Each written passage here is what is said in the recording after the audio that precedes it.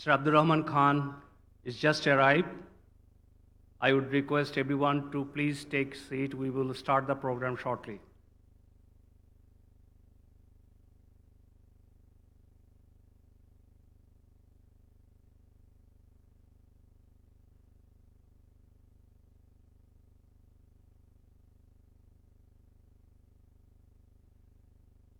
I humbly welcome you all in this seminar on fiscal issues for National Budget 2025-26 to foster economic and business growth.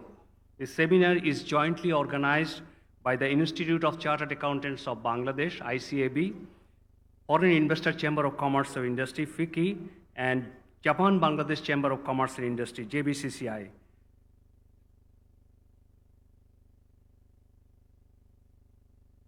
We'll start our event with the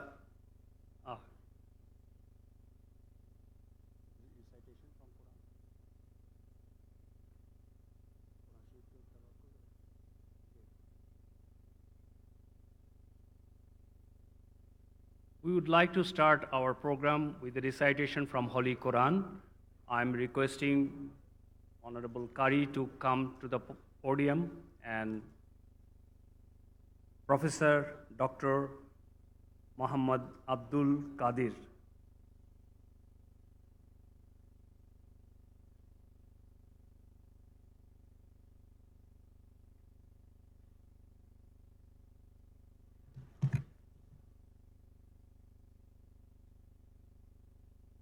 أعوذ بالله من الشيطان الرجيم بسم الله الرحمن الرحيم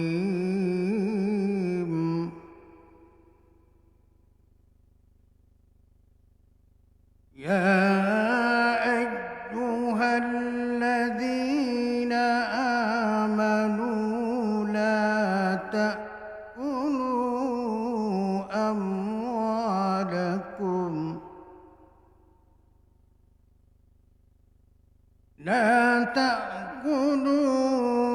أموالكم بينكم بالباطل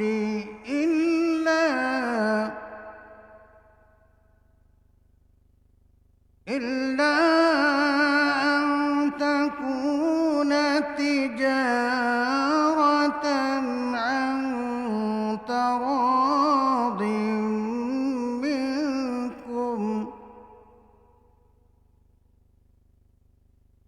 ولا تقتلوا أنفسكم إن الله بكم رحيما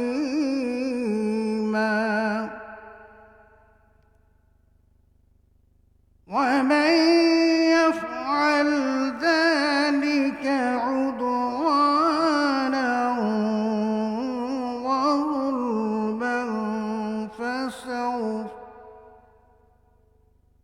فسوف نصليه نارا وكان ذلك على الله يسيرا صدق الله العظيم.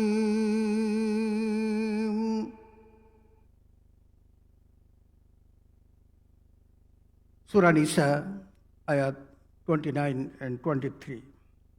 O you who have believed, do not consume one another's wealth unjustly, but only in lawful business by mutual consent. And do not kill yourselves or one another. Indeed, Allah is to you ever merciful. And whoever does that in aggression and injustice, then we will drive him into a fire, and that for Allah is always easy. بارك الله لنا ولكم في القرآن العظيم. اللهم اغفر لي ولوالدي وللمؤمنين يوم يقوم الحساب. السلام عليكم ورحمة الله وبركاته.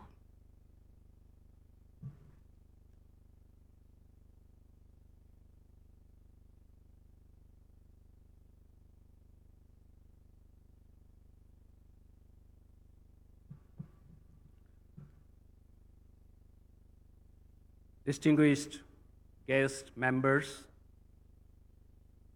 you all know that our today's chief guest is none other than Chairman, National Board of Revenue. On behalf of the three organizations, I would request CA Institute President, Ms. Maria Haldar, to hand over a flower bouquet to our chief guest, to welcome him.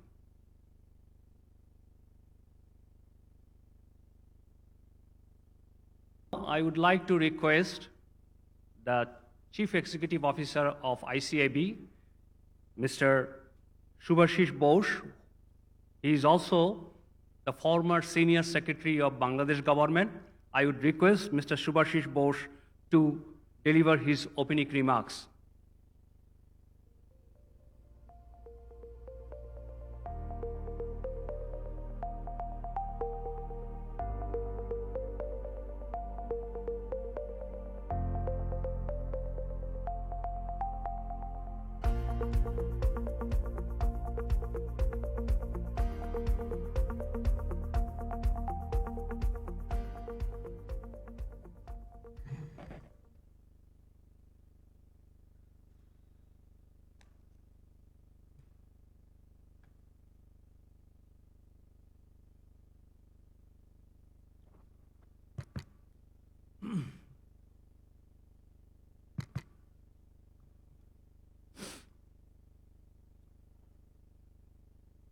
Thank you, Mr. Moderator.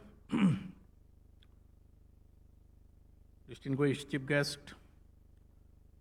Mr. Mohammad Abdur Rahman Khan, FCMA, Chairman, National Board of Revenue, and Secretary, Internal Resources Division, Government of the People's Republic of Bangladesh,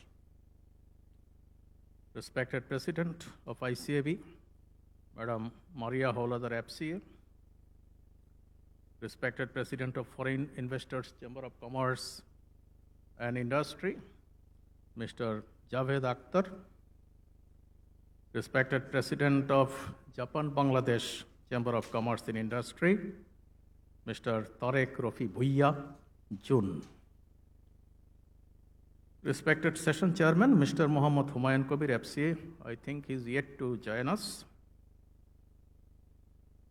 learned keynote presenters, Dr. M. Mastur Riyaj, Chairman and CEO, Policy Exchange, Bangladesh, Mr. Snehashish Barua, FCA, Partner, Snehashish Mahmood and Company, Chartered Accountants. We have also with us distinguished panel speakers, Mr. Muhammad Iqbal Chaudhuri, Director, Board of Directors, FICCI, Mr. Manabu Sugawara, Director, Board of Directors, FICCI, Mr. UG Ando, Joint Secretary General, JBCCI, Dr. Abdul Mannan Shikdar, former member, NBR, Mr. Muhammad Afzal Hussain, former Secretary to the Government of Bangladesh and former Chairman, Bangladesh Trade and Tariff Commission, representatives from FICCI and JBCCI, council members and past presidents of the ICAB, members of FICCI and JBCCI who are present here, my colleagues from ICAB management team, distinguished guests and participants, friends of electronic media and print media, ladies and gentlemen, very good morning to you all.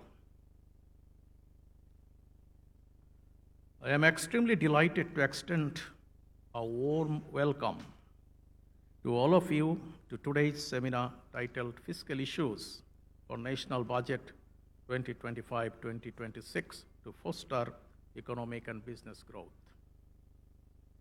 This important event is a joint initiative of the Institute of the Chartered Accountants of Bangladesh, the Foreign Investors Chamber of Commerce and Industry, and the Japan-Bangladesh Chamber of Commerce and Industry. I would like to express my sincere appreciation for your presence and active participation, which adds value to this timely discussion. Dear participants, according to the World Bank, Bangladesh is currently the 32nd largest economy in the world based on gross domestic product. Despite facing significant economic headwinds stemming from social complexities and political instability, the country has continued to grow steadily. With a large, young, and hard-working population, that is, its demographic dividend, a strategic location between the vast South and Southeast Asian markets, and a dynamic private sector, Bangladesh is well positioned to remain one of the fastest growing economies globally. However, to achieve the goals of eradicating poverty and becoming a developed nation, the country must address the key challenges ensuring its macroeconomic stability. The key challenges include corruption, bad governance, inflation, energy shortages, unemployment, and narrow export base. Simultaneously, it is essential to strengthen developmental drivers such as political and regulatory stability, trade liberalization, and export diversification, human capital development, institutional capacity building, and improved tax to GDP ratio, and increased foreign direct investment. It is always said that the tax to GDP ratio in Bangladesh is very low, which is 7.5% at the moment estimated. But the standard tax to GDP ratio is 15% or more. And this is less than the average tax to GDP ratio of Asia and the Pacific, which is 19.3%. And of course, below the OECD average, which is 34%.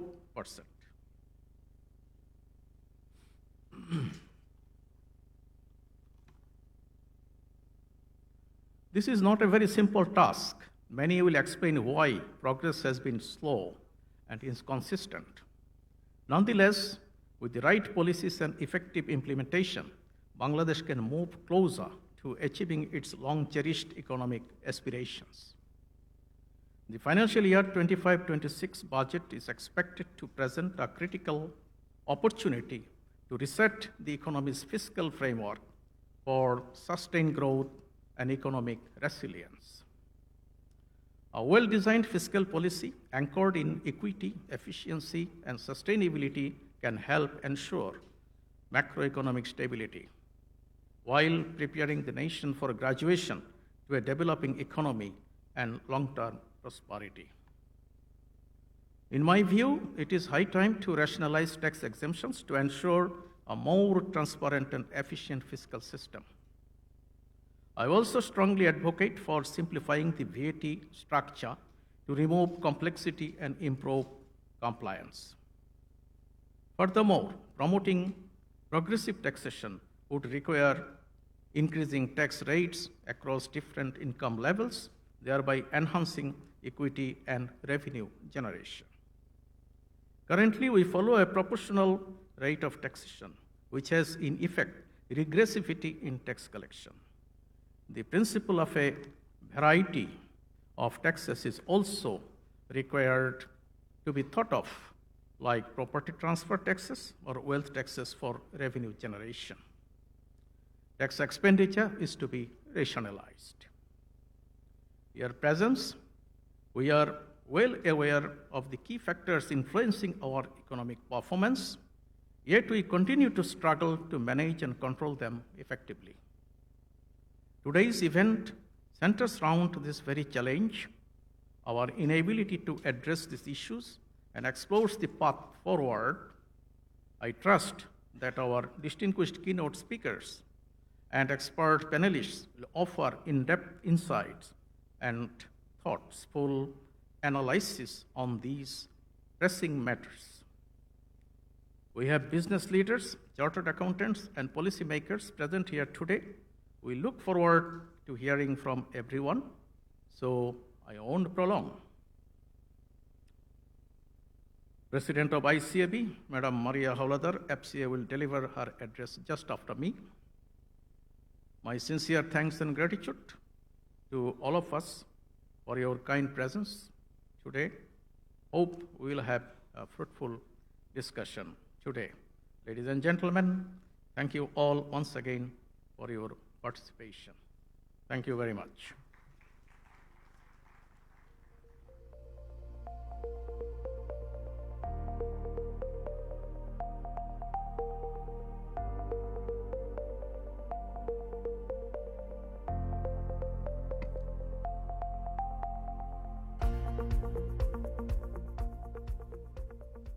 Thank you, Mr. Shubhashish Bose, CEO, ICMAB.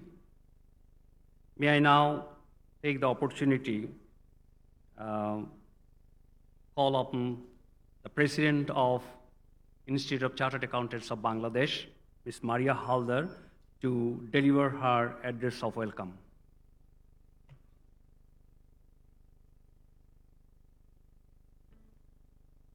Bismillahirrahmanirrahim. Honorable Chief Guest, Mr. M.D. Abdur Rahman Khan, Chairman, National Board of Revenue, and Secretary, Internal Resource Division, Minister of Finance, Government, President FICI, Mr. Javed Akhtar, respected President, JVCCI, Mr. Tarek Rafi Bhuiya, Junsan, respected Session Chair, Mr. Mohammad Humayun Kabir, FCA, Council Member and Past President, ICAB, learned keynote paper presenters, distinguished panel speakers, fellow members, representative from FICI and JBCCI, distinguished guests, and participants from media and electronic, and ladies and gentlemen. Assalamu alaikum and very good morning to all of you. It is really a great honor for me to be here today to welcome all of you in today's seminar, which is titled in Fiscal Issues for National Budget 2025-26 to foster economic and business growth of Bangladesh. I extend my heartfelt gratitude to all our distinguished guests, respected policymakers, economists, business leaders, development partners, and participants for being here today. Your presence definitely reflects a collective commitment we share toward shaping a stronger, more resilient, and forward-looking fiscal framework for Bangladesh.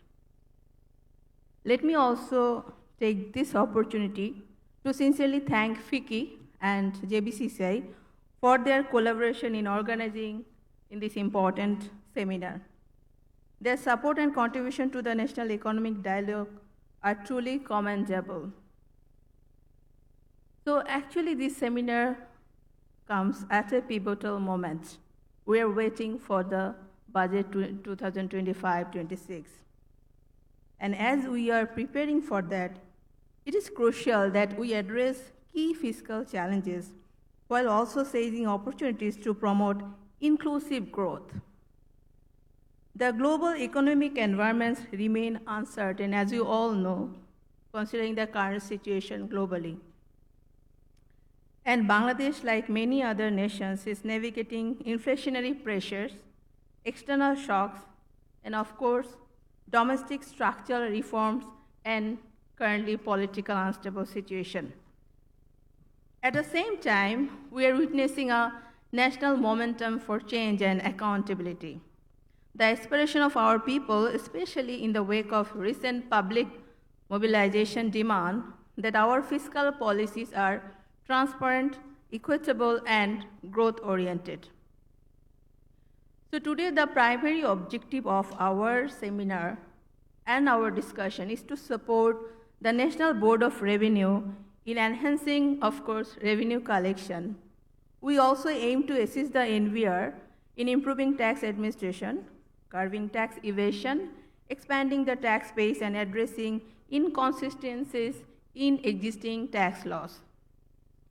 Equally, it is very important that our discussions are intended to contribute to the formulation of policies that foster a more conducive environment for business growth, economic development, and the attraction of both local and foreign investment. We'll focus on core fiscal issues including revenue mobilizations, tax reforms, which government has already taken some initiatives, investment incentives, and inflation control. Through meaningful dialogue, we aim to provide actionable insights that will guide the National Board of Revenue policymakers in formulating a budget that truly reflects the priorities of the people, of the business, and of the economy.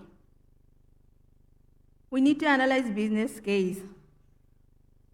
I think like country like Vietnam, which has successfully attracted substantial foreign direct investment by offering targeted tax incentives, including corporate income tax reductions, tax holidays, and import duty exemptions in key sectors like manufacturing and technology.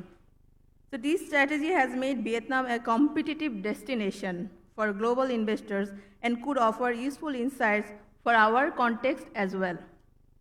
As we all are aware, following the August student people mass upsurge, our country has entered a transformative phase of reform across all the sectors. The government is undertaking vital steps to enhance transparency and accountability in state operations and business practices. We thank the NBR who are actively working, especially the leadership of NBR, the current chairman, Mr. Abdul Rahman, for working on digitalizing its operations, including the audit selection process to improve transparency, reduce human interference, and enhance efficiency. Our distinguished keynote speakers will address a range of topics, including macroeconomic challenges and fiscal policies, with a focus on VAT, tax, and customs-related issues, so I'm not going to address those things. What I understand and what I want to address, just 2 points. We need to set up predictable tax policy and ensure consistency with a long-term direction. So every year we are changing tax policy, but where we are going, how far we are going, where we want to go after 10 years, that needs to fix this year, because this is a time of reform, this is a time of change, and this is a time to emerge change. So we call for a clear pathway to ensure discipline in revenue management and public expenditure. So I have a question. Without confidence being restored among local investors, why would foreign investors come to Bangladesh to invest? So to address inflation effectively, it is essential to ensure better coordination between fiscal and monetary policy. Unchecked fiscal deficits and excessive government borrowing can intensify inflationary pressure, ultimately threatening overall economic stability. Distinguished guests and participants, I am just at the end of my space. What I want to say, in light of the current economic context, to address the fiscal issues and thereby foster economic and business growth, we may summarize our recommendations like control inflation, enhance revenue mobilization, promote sustainable investment. Take a case, take a country as a case who we can follow for our betterment, for betterment of the foreign investment, and for betterment of the local investors as well.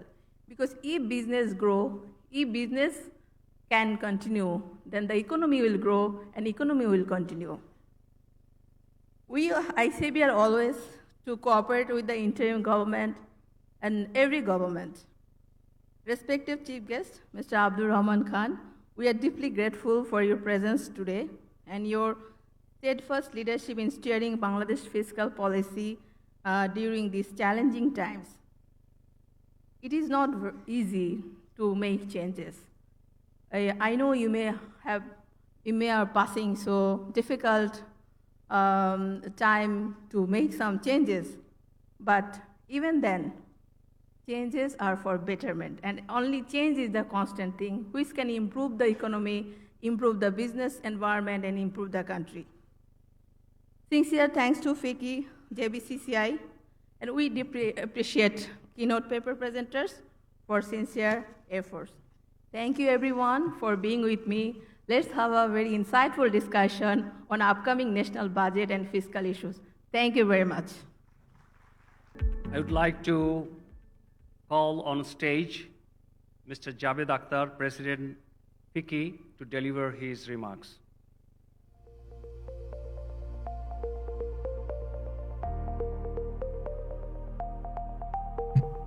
Good morning. Thank you, Mr. Nurul Kabir. Fair warning, I'm the third one in the line of 4 people going to speak before the real excitement comes. So, sincere apologies. Unfortunately, we couldn't get rid of this bureaucracy of all of us speaking. I had actually recommended Mariappa to speak on our behalf, but as you know, 3 organizations had 3 different views. Firstly, welcome everyone. Welcome to today's event itself. It's been fantastic to see almost houseful. My acknowledgement to our chairman of NBR for really making time, despite all his busy schedule. ICAB and JBCCI, it's wonderful. We've been able to really collect together and jointly organize. And I was just telling our honorable chairman that we have actually saved him 3 events by combining 3 in 1. So that's a benefit that he gets. He actually gets to come to one event and hear all our views. Let me start off by acknowledging some of the change and reforms, and I was just having this conversation as we were welcoming our chief guest. NBR has really, over the last 8 months, transformed and made some really good progresses, and we must acknowledge that. And if you look at the whole streamlining of audit, there's been significant simplification that has been done. If you look at authorized economic operators, so which actually enables us to really have a green line for customs, that has been a fantastic work that has been done, and it's taken a while. National single window, export-import policies, and definitely right now, and I know you're in the middle of a storm of separation of tax policy and tax execution, which has been one of the very important elements as well. But these are really, really, and I think we should give a big hand of applause for the work that is being done. While we'll come and talk about many things, but I know the amount of effort it really takes. Now, coming to what we are, obviously at the end of today, what we'd really want to see an outcome and fundamental principle is, obviously, this is not a session to go and give a list to the Honorable Chairman of things that we would like only, but we'd like to really see a win-win situation where we are able to augment the internal revenue collection while we really create an equitable, transparent environment for business. Because that is what we require on this. This outcome he may have to take a lot more difficult call. And how do you really do it in a very modern, progressive tax environment? I think that's what essentially we're doing. And what do I mean by that? And this is where our honorable chairman will start getting bored, because like a broken record, I have many times told him the same thing, and he said he agrees. And the only thing he tells me is, but you guys are not in agreement, as in us as business community. But I'll go back and I think fundamentally what is right for this country is how do you really increase more direct taxation? It has to be. As a country, we really, really need to really improve that. Indirect taxation is not a progressive taxation solution. And how do you really, really improve that? And we need to probably focus. And I look forward to a lot of these things coming from this. We do ask for a lot of rebates. The unfortunate reality of that is at some point, we will run out of money. And I think how do we really manage this transition will become really, really critical. I know there's been livid discussions in many sessions as well around this whole space. And how do you really, really drive and create these whole challenges that we have when we move into more direct tax, but the effective tax that we really end up paying, because that's a big issue as well. And how do you really, really streamline that will become a very important thing. A very important one, and equally a hairy and a thorny issue, is unified VAT. How do you really transform this country into one unified VAT? In fact, if you go to 212 VAT policy as well, that's where we all started from. we've actually morphed. And while we keep on saying a lot of these are NBR, but we also have to take accountability as a business because we've sort of given input in divergent input. But I think for us, how do you really progressively get into a unified VAT system will only enable us to really unlock this whole policy. And then, of course, customs. In our country, the role of customs is thought as someone who's going to collect more and more tax. The role of customs is not to collect tax. In fact, the role of customs is to facilitate trade. Because if you can really facilitate and get more things out, you will be able to increase the revenue. And that's where I guess is the role of the, and this is a complete 180 degree, because how we've built the customs department is saying that you have to collect more revenue. And that's what the officers are also being trained. But how do you really morph that? And that's a big, big change that comes in. So I think it's very important to see how do you get direct taxation, unified VAT, and make customs a facilitator. That's a lot of change management. And the final one, as we go into, and we'll become a middle income country, one of the important factor, and Mariappa came and also talked about FDI, we will realize that the companies that will come in the future in Bangladesh and why they will come is on the unique positioning that we actually own the green value chain. And when I'm meaning about how do you really create a sustainable value chain across the whole and create organization, and we've invested a lot, but the challenges are if you go into the laws of it, it is not equitable. So I'm not also coming and saying that give me rebate because I run a green value chain. The question I have is, can you make it equitable? So let me give an example, Raman, one very small example, and I'm not saying that. If I have to go and buy recycled paper, the tax rate of recycled paper is higher than regular paper. So it actually, so I haven't seen that. There are many such examples. Strange, I don't know why. Maybe demand, maybe nobody looked into it. But that's the reality because the market doesn't have enough. But the question on this one is we should be on equal ground so that actually I go and use more recycled paper. Just to give you an example. How do you really sustain this? So that's something I look forward to because I know this government, at the heart of this interim government is how do you really create a much more sustainable organization as well. And I know there's a lot of effort that goes in. And finally, while we talk about many of these things, Honorable Chairman, any change, any transformation is like childbirth. It's painful. And the other problem is you can't walk away halfway. Yeah. So I know you're more learned and more about this. So my sort of request to you is, I know you're going through a childbirth. It is amidst that. It is extremely painful, but you are our biggest hope. And you have us, all of us together, to support you. We are here. We will not be happy about many of the decisions you take, but I think we will do what is right for the country.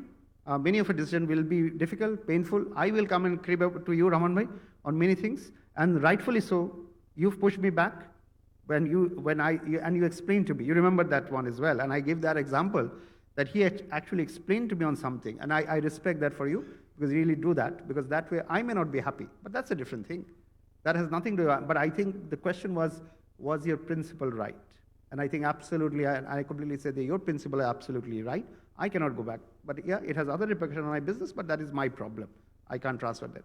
So all the best. I know we are going through a transition, a lot of challenge, but look forward to this, because this changes will actually change the way we shift overall business community, and how do you really overall increase the attractiveness of what Bangladesh is and what truly the Bangladesh promises. Thank you so much. Thank you so much for this. Now, I would like to call on stage Mr. Tarek Rafi Bhuiya. He known more on June, President JBCCI, to give his remarks.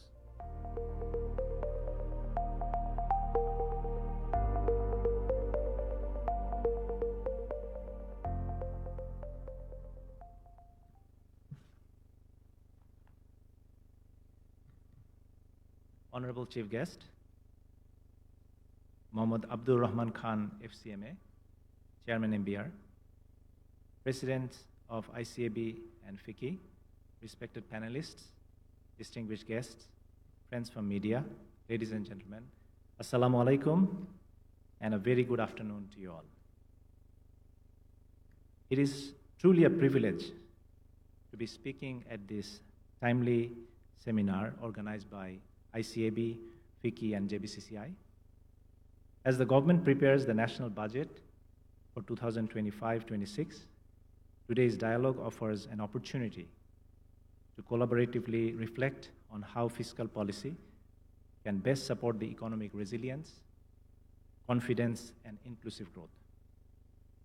As the president of JBCCI, I represent a dynamic group of 340 companies that are affiliated with Japan, and together, collectively, they have invested more than $3 billion, generating more than 100,000 direct jobs, while contributing significantly to technology transfer, industrial development, and skills enhancement. Japanese investors, many of whom operate under the long-term vision, are drawn to the Bangladesh potential, its youthful population, strategic location, and growing middle class. But the path forward requires carefully crafted fiscal measures that address current constraints and unlock the future opportunities. Let me highlight several critical areas we believe that should be in the upcoming budget, can be a powerful catalyst for both the domestic and the foreign investments. Rationalization of tax burden and improved clarity. The cost of doing business remains a pressing concern. Many companies are burdened with high effective tax rates due to complex compliance requirements, inadmissible expenses, and overlapping rules, especially under the new Income Tax Act of 2023. For instance, the inclusion of promotional expenses, royalties, and bad debt provisions in the inadmissible lists increase tax burdens. We recommend simplifying tax provisions, ensuring that minimum tax and the deemed income policies are applied with caution and fairness, moving towards a prospective rather than a retrospective changes in the tax law to support long-term investment planning. Then, second point is streamlining VAT and customs procedures. I think a lot of us will be talking about the same thing, but let me still reiterate. In the 2012 VAT Act still carries several operational inefficiencies, such as complicated forms of MUSOC 4.3 and long list of VDS obligations. These add to the compliance costs and create uncertainty. For large foreign invested firms that are already maintaining their IFRS compliant financials, we propose exemption from duplicative tax forms and books. We also urge government to reduce the VAT input of negative lists and rationalize VAT tax rates toward a simple structure, as proposed under the phased single rate VAT regime, which was also talked about by Mariappa and Javed Bhai. Additionally, customs processes, while improving, require further digitization and integration of SI CUDA modules. JBCCI support the push of full-fledged national single window platform to accelerate the clearance and ensure transparency. JBCCI supports NBR's effort to expand the tax net. However, we caution against abrupt implementation of 100% cashless operations and mandatory PSR collection from multiple vendor categories, which is not yet feasible across all sectors in Bangladesh. Instead, we recommend a phased and incentive-driven approach to encourage formalization of digital payment adoption, especially among SMEs and vendors that form the basis of the supply chain of the large firms, including our members. We are aware that the fiscal changes ahead, rising the debt servicing obligations, inflationary pressures, and currency volatility. Japanese investors traditionally are conservative. They are highly sensitive to macro and policy stability. To maintain investor confidence, the government must ensure the borrowing is directed towards productive development spending and not just interest payments. budgetary allocation for infrastructure, logistics, and energy supply, especially in the economic zone and economic parks, industrial parks, must be protected.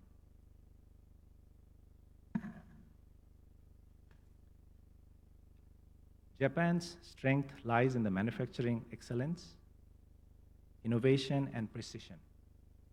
Bangladesh has a golden opportunity to move beyond the basic manufacturing to value-added productions. This will require incentives for setting up technical training centers, special tax facilities for companies that are involved in R&D and knowledge transfer, policy support for local sourcing and backward linkage in sectors like automotive parts, electronics, and agro-processing. Investors, both foreign and local, need a clear, stable, predictable tax policies. Sudden changes in VAT rates, import duties, or tax incentives often create some uncertainty and the delay in investment decisions. A long-term fiscal roadmap would help businesses plan better and build confidence in the market, which was also echoed by Mariappa. The Japanese business community is committed to being a long-term partner in the Bangladesh growth journey. We are ready to work with policymakers and industries to co-create solutions that are forward-looking, fair, and inclusive. Let the seminar be the starting point for a deeper collaboration so that National Budget 2025-26 becomes not just a financial plan, but bold economic roadmap for resilience, reform, and renewal. Thank you very much for your attention. Arigatou gozaimasu. Thank you, President JBCCI. Now, the time for our most awaited keynote presentations. We have two keynote presentations, as you've seen in the program, and we have a very distinguished panel members. So we will go one by one.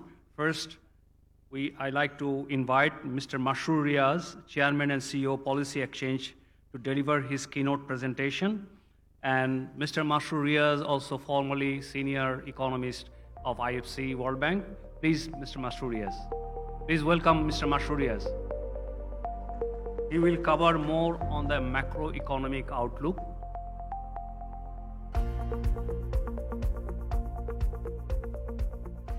Thank you, Mr. Nul Kabir. Today's chief guest, Mr. Abdur Rahman Khan, FCMA, Chairman, National Board of Revenue, and Secretary, IRD, Minister of Finance, the presidents of ICAP, FICCI, and JBCCI, all are very dear to my heart, all three institutions. CEO of ICAP and FICCI and the board members, private sector and government representatives, and friends from international community and media. I think it's almost afternoon now? Yes, good afternoon to everybody. It's indeed a great pleasure to be present here today and to be able to present the keynote on macro fiscal issues at this very timely event by these three very important institutions. In the interest of time, I will be very brief. So as Mr. Kabir said, it's a two-part keynote presentation. I will focus on the macroeconomic issues, their implications for budget, but I'll also shed light to some extent on fiscal affairs. Now, fiscal normally has three big pillars. Where do you get the money from? Domestic revenue, foreign and debt financing, local and foreign, and then the usage of the resources, right? So the domestic resource mobilization, taxation, that will be covered fully by Snehashish, and I will shed brief light on debt management and public investment management. Macroeconomic issues currently facing Bangladesh. Now, I think this issue doesn't require any new in debate or there isn't anything that you are not aware of. Particularly our media, private sector, the chambers have all been very vocal over the last, I would say, 2.5 years about impending issues around macro and how it has been affecting Bangladesh's overall growth as well as private sector-led economy.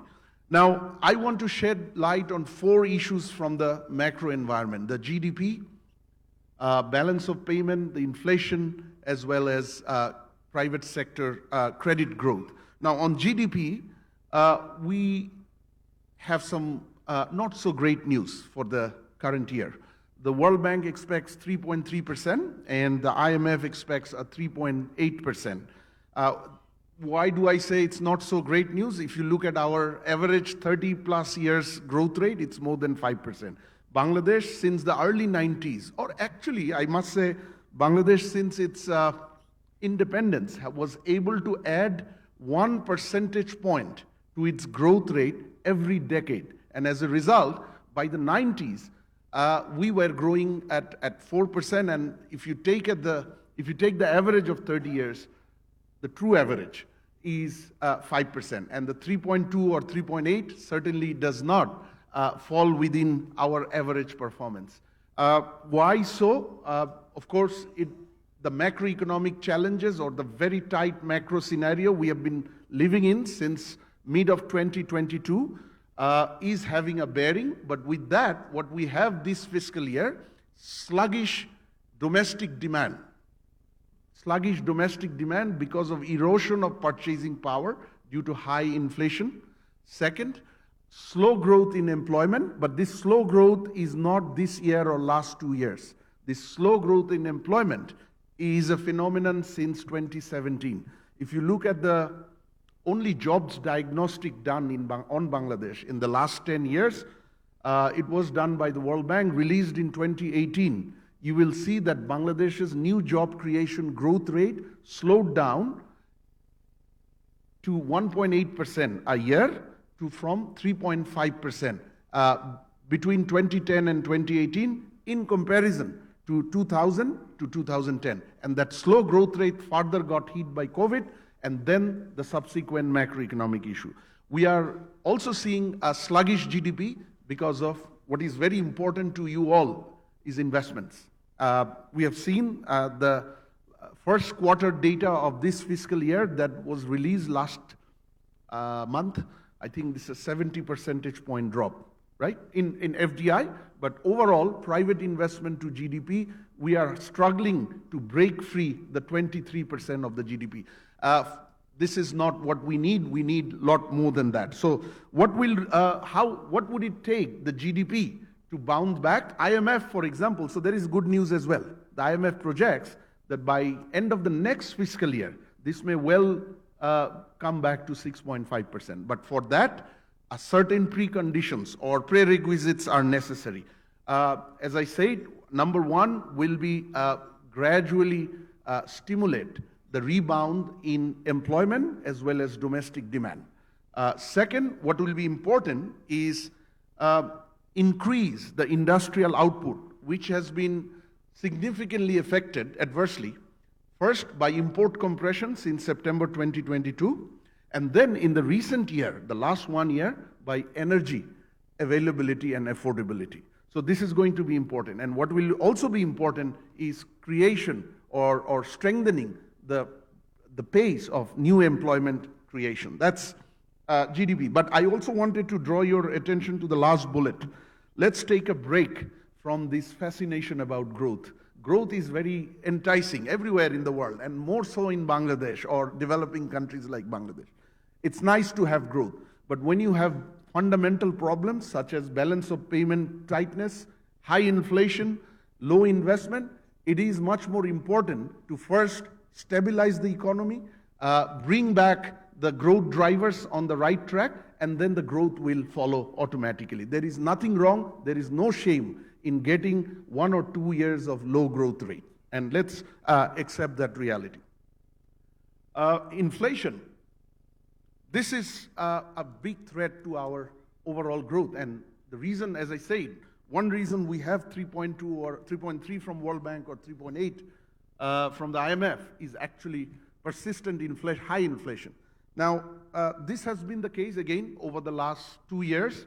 There has been some measures, some important measures, more in the recent last 8 or 9 months than before. However, it is still hovering close to 10%.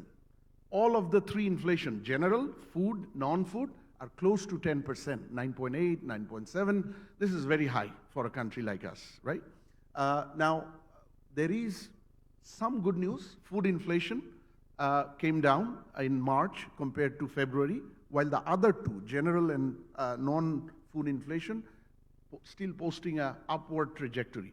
One reason why food inflation came down is the right fiscal as well as trade policy that was applied.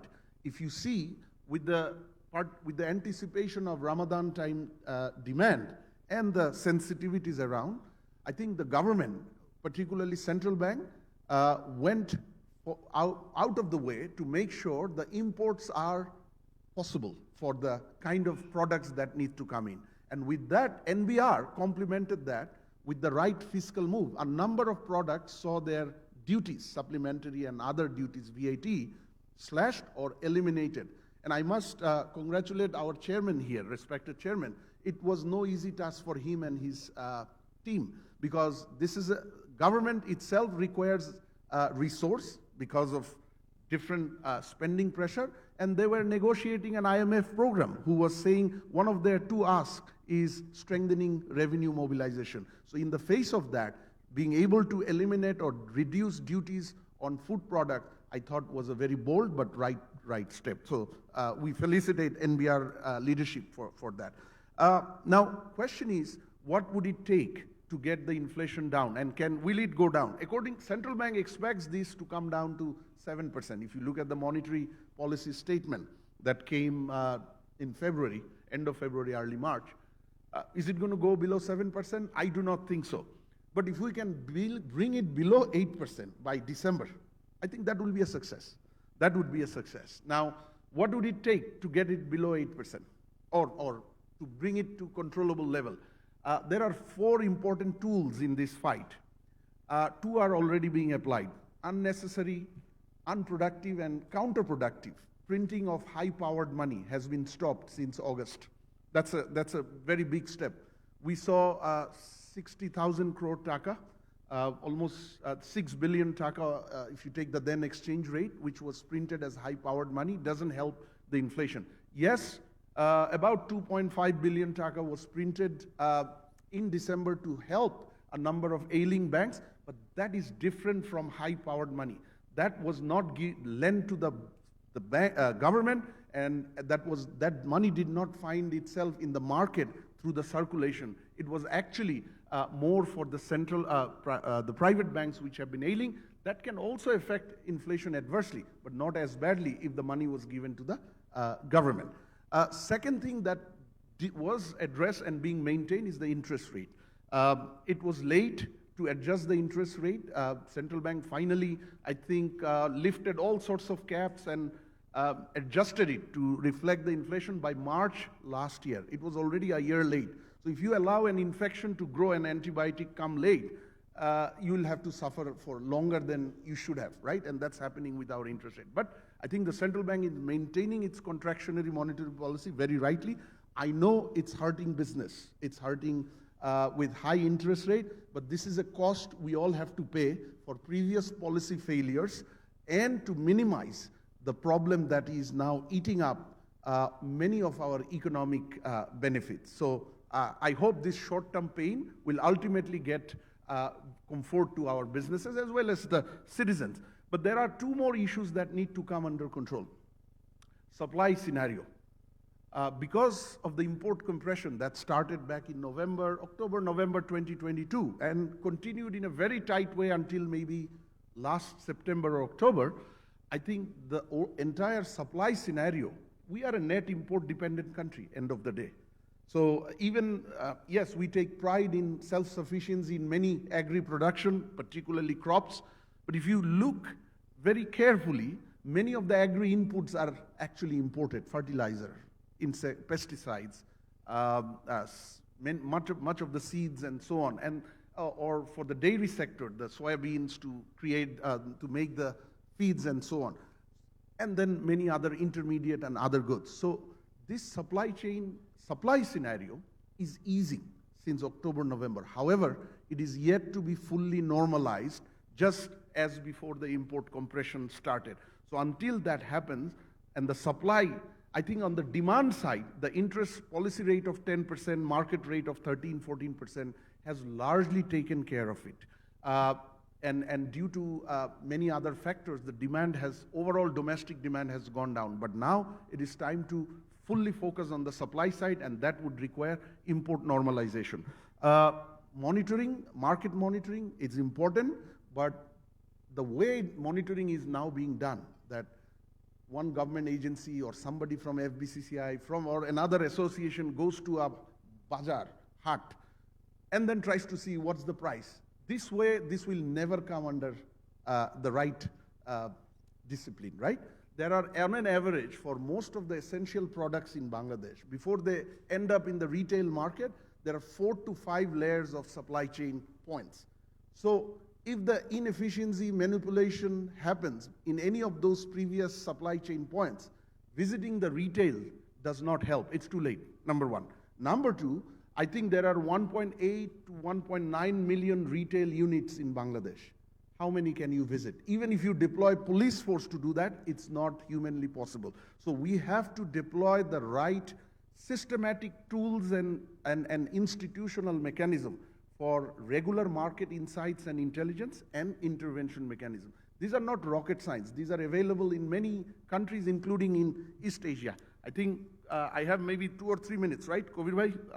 Snehashish and I split it into 15 minutes. Balance of payment, some early good signs. It's still early, so let's not be complacent. Remittance, what is important to note is that current account balance and the trade balance, they're improving. The deficits are decreasing. Foreign exchange is fairly stable. And most importantly, the continuous drop in the foreign exchange reserve till July has stopped. You saw last week, for the first time in 20 months, the gross reserve exceeded $27 billion. But let's not look at the gross reserve, it's misleading. The BPM or the IMF determined net reserve, the BPM method, for the first time in 20 months, it exceeded $22 billion, right? And that is happening when our LC settlements are increasing. So that's a robust growth. And that happened again because of some very prudent decision. For example, central bank has been trying to encourage the interbank dollar foreign exchange market, sell less or avoid unnecessary sale from reserve, which was a common case until July last year. But I think more importantly, our export and remittances have been seeing a steady growth. And I think export I think the demand dynamics in European Union and North America, our main destination markets, that indicate this growth will continue, but we have a new problem there, the Trump reciprocal tariff. So we'll all hope either the moratorium of 90 days will be lengthened or lingered, or it will be addressed based on negotiation. However, that negotiation needs to be really, really good because the entire world is trying to negotiate. So US does not have its exclusive focus on us. So that would depend on that. Part of this overall external management is FDI. This is where FICCI, this is where JBCCI comes into play. This is where ICAB also comes into play through oversight, audit, and other. We are not doing well here. And this is not new. This is not last 1 year. This is not last 2 years. This is a perennial problem we have. Our average FDI is much lower than what we need, what we are capable to get off. And thirdly, what our competitors, similar economies or economies around us get. There are long-standing investment climate problems which need to be fixed. While this government has done, interim has done a number of good issues. I have just mentioned a couple, balance of payment in the NBR sort of space. By the way, NBR, I must acknowledge a few more great steps by NBR. In the context of this, that while there are long-standing issues, while this government and everyone in the room or in the space acknowledges we need to do better in FDI, unfortunately, if you ask me, has there been reforms in the last 10 months for trade and investment, including FDI? I'll have to say no.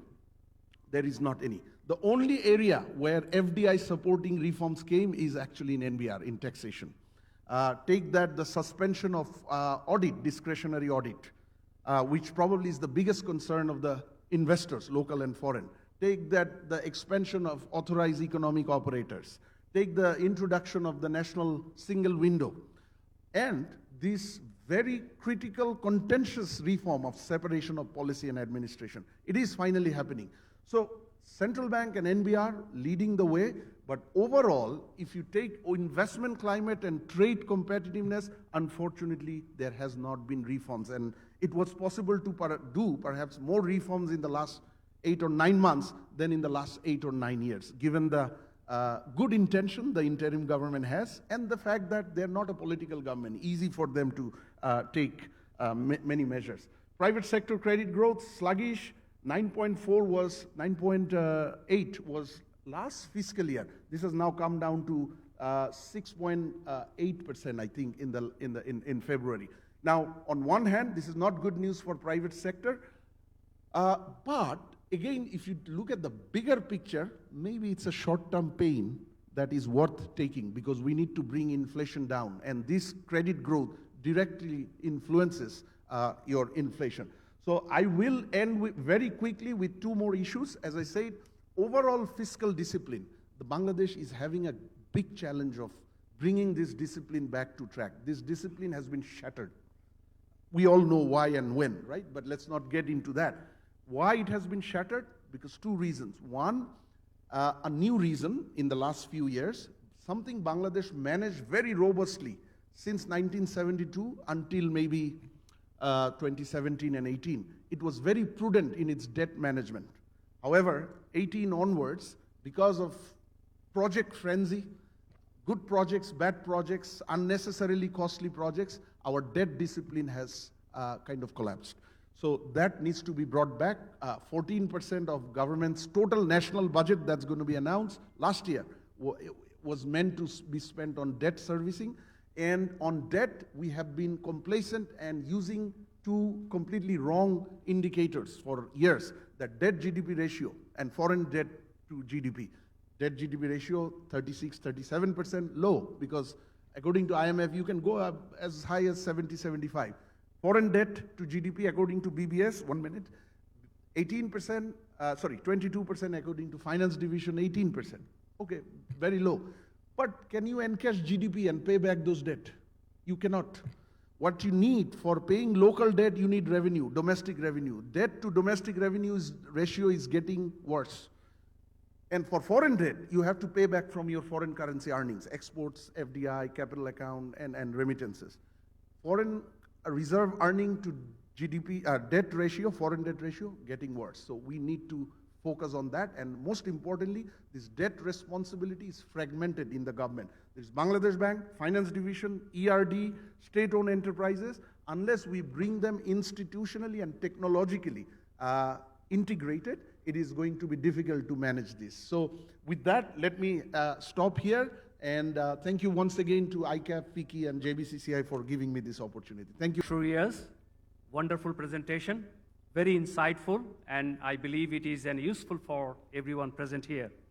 Now, another presentation, keynote presentation, which will cover the fiscal issues and the budget 25-26.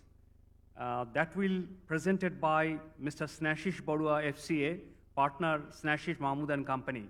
I would request Mr. Snashish Barua to come and present your keynote presentation.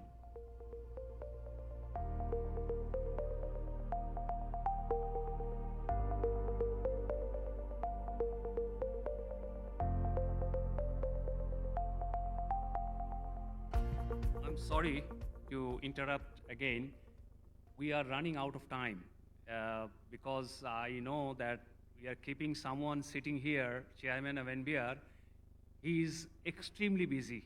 I think he's 24/7 is running for preparing budget and other. So his time is also very important. And considering all this, may I request Nashish to make your presentation as short as possible. Thank you very much, Kabir Bhai.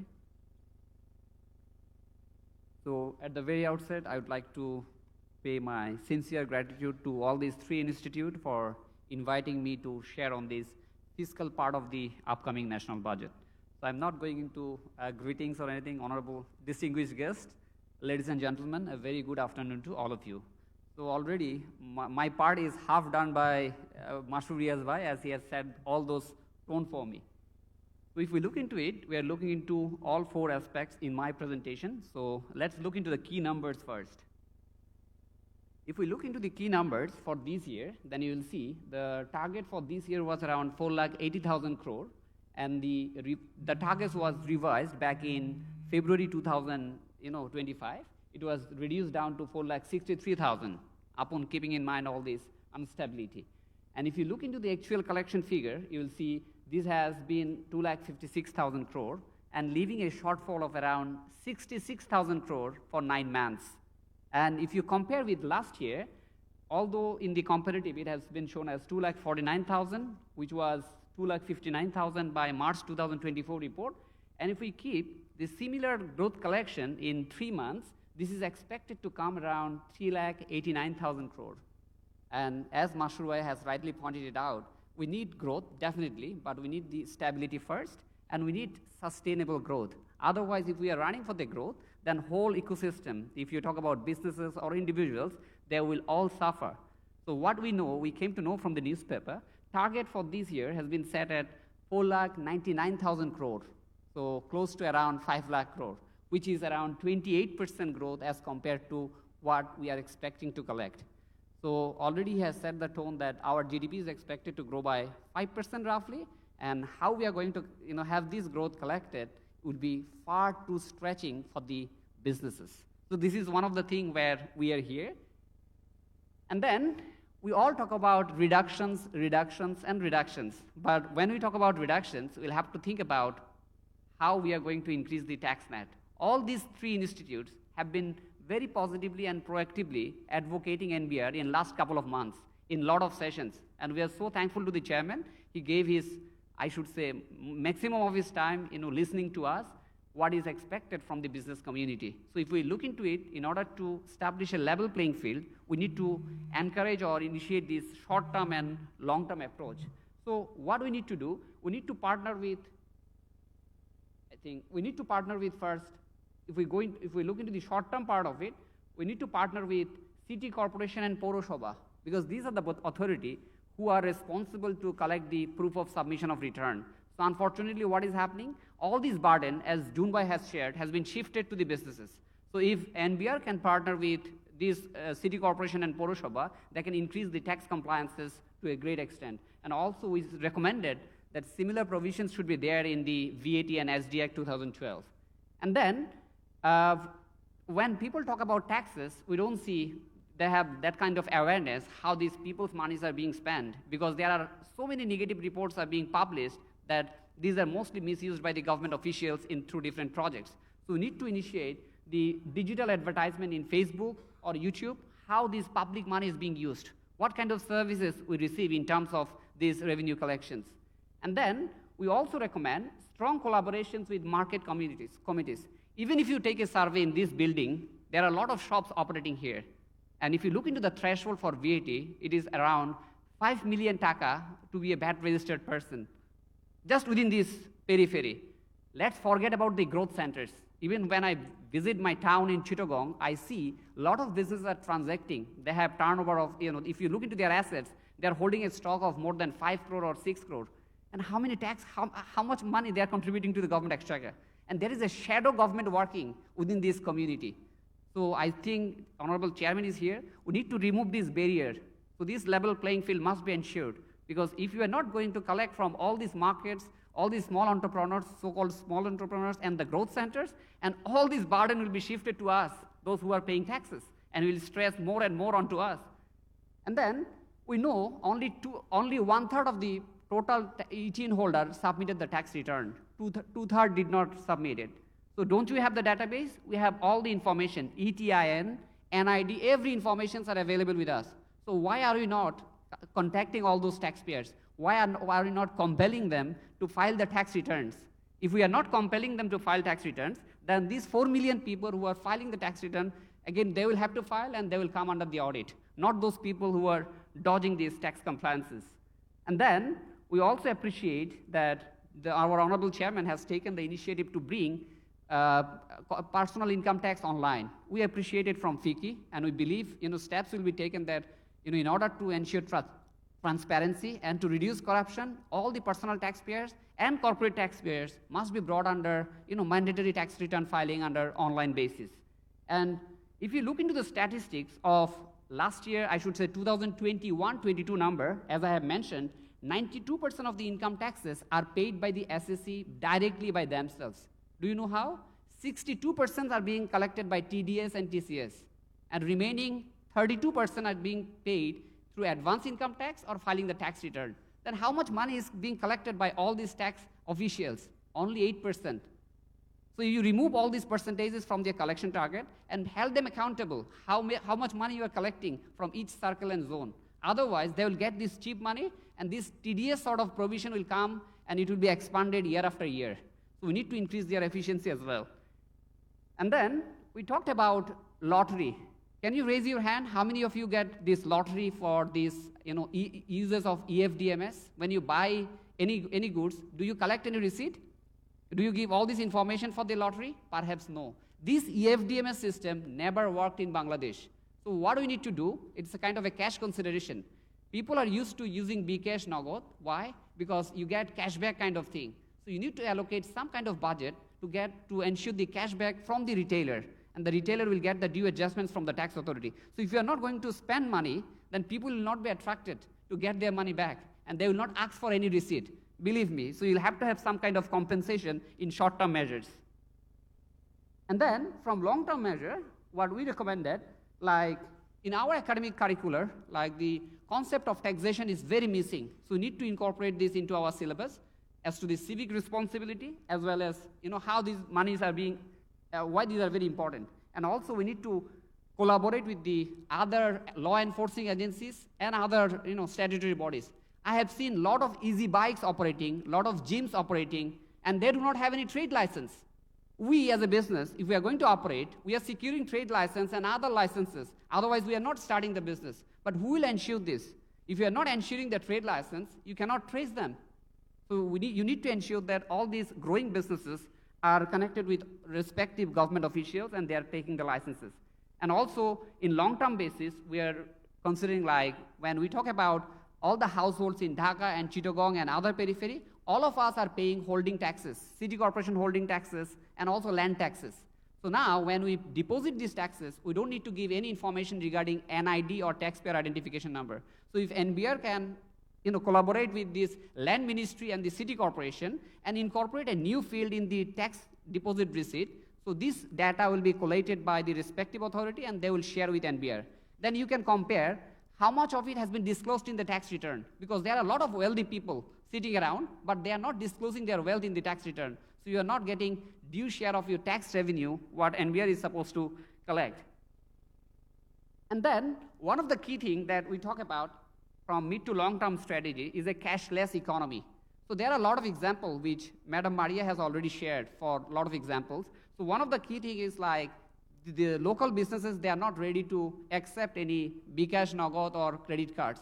They are used to with this cash handling. So if we cannot remove this cash handling, then we can never ensure this level playing field. And this model is there. You don't need to reinvent the wheel. The unified payment interface system is a very globally accepted procedure. So you gradually partner with central bank and bring this into the system, and this is less costly and much effective solution. So I will urge the Honorable Chairman, take a strategy for next 3 to 5 years so that you can bring everyone under this digital payment interface.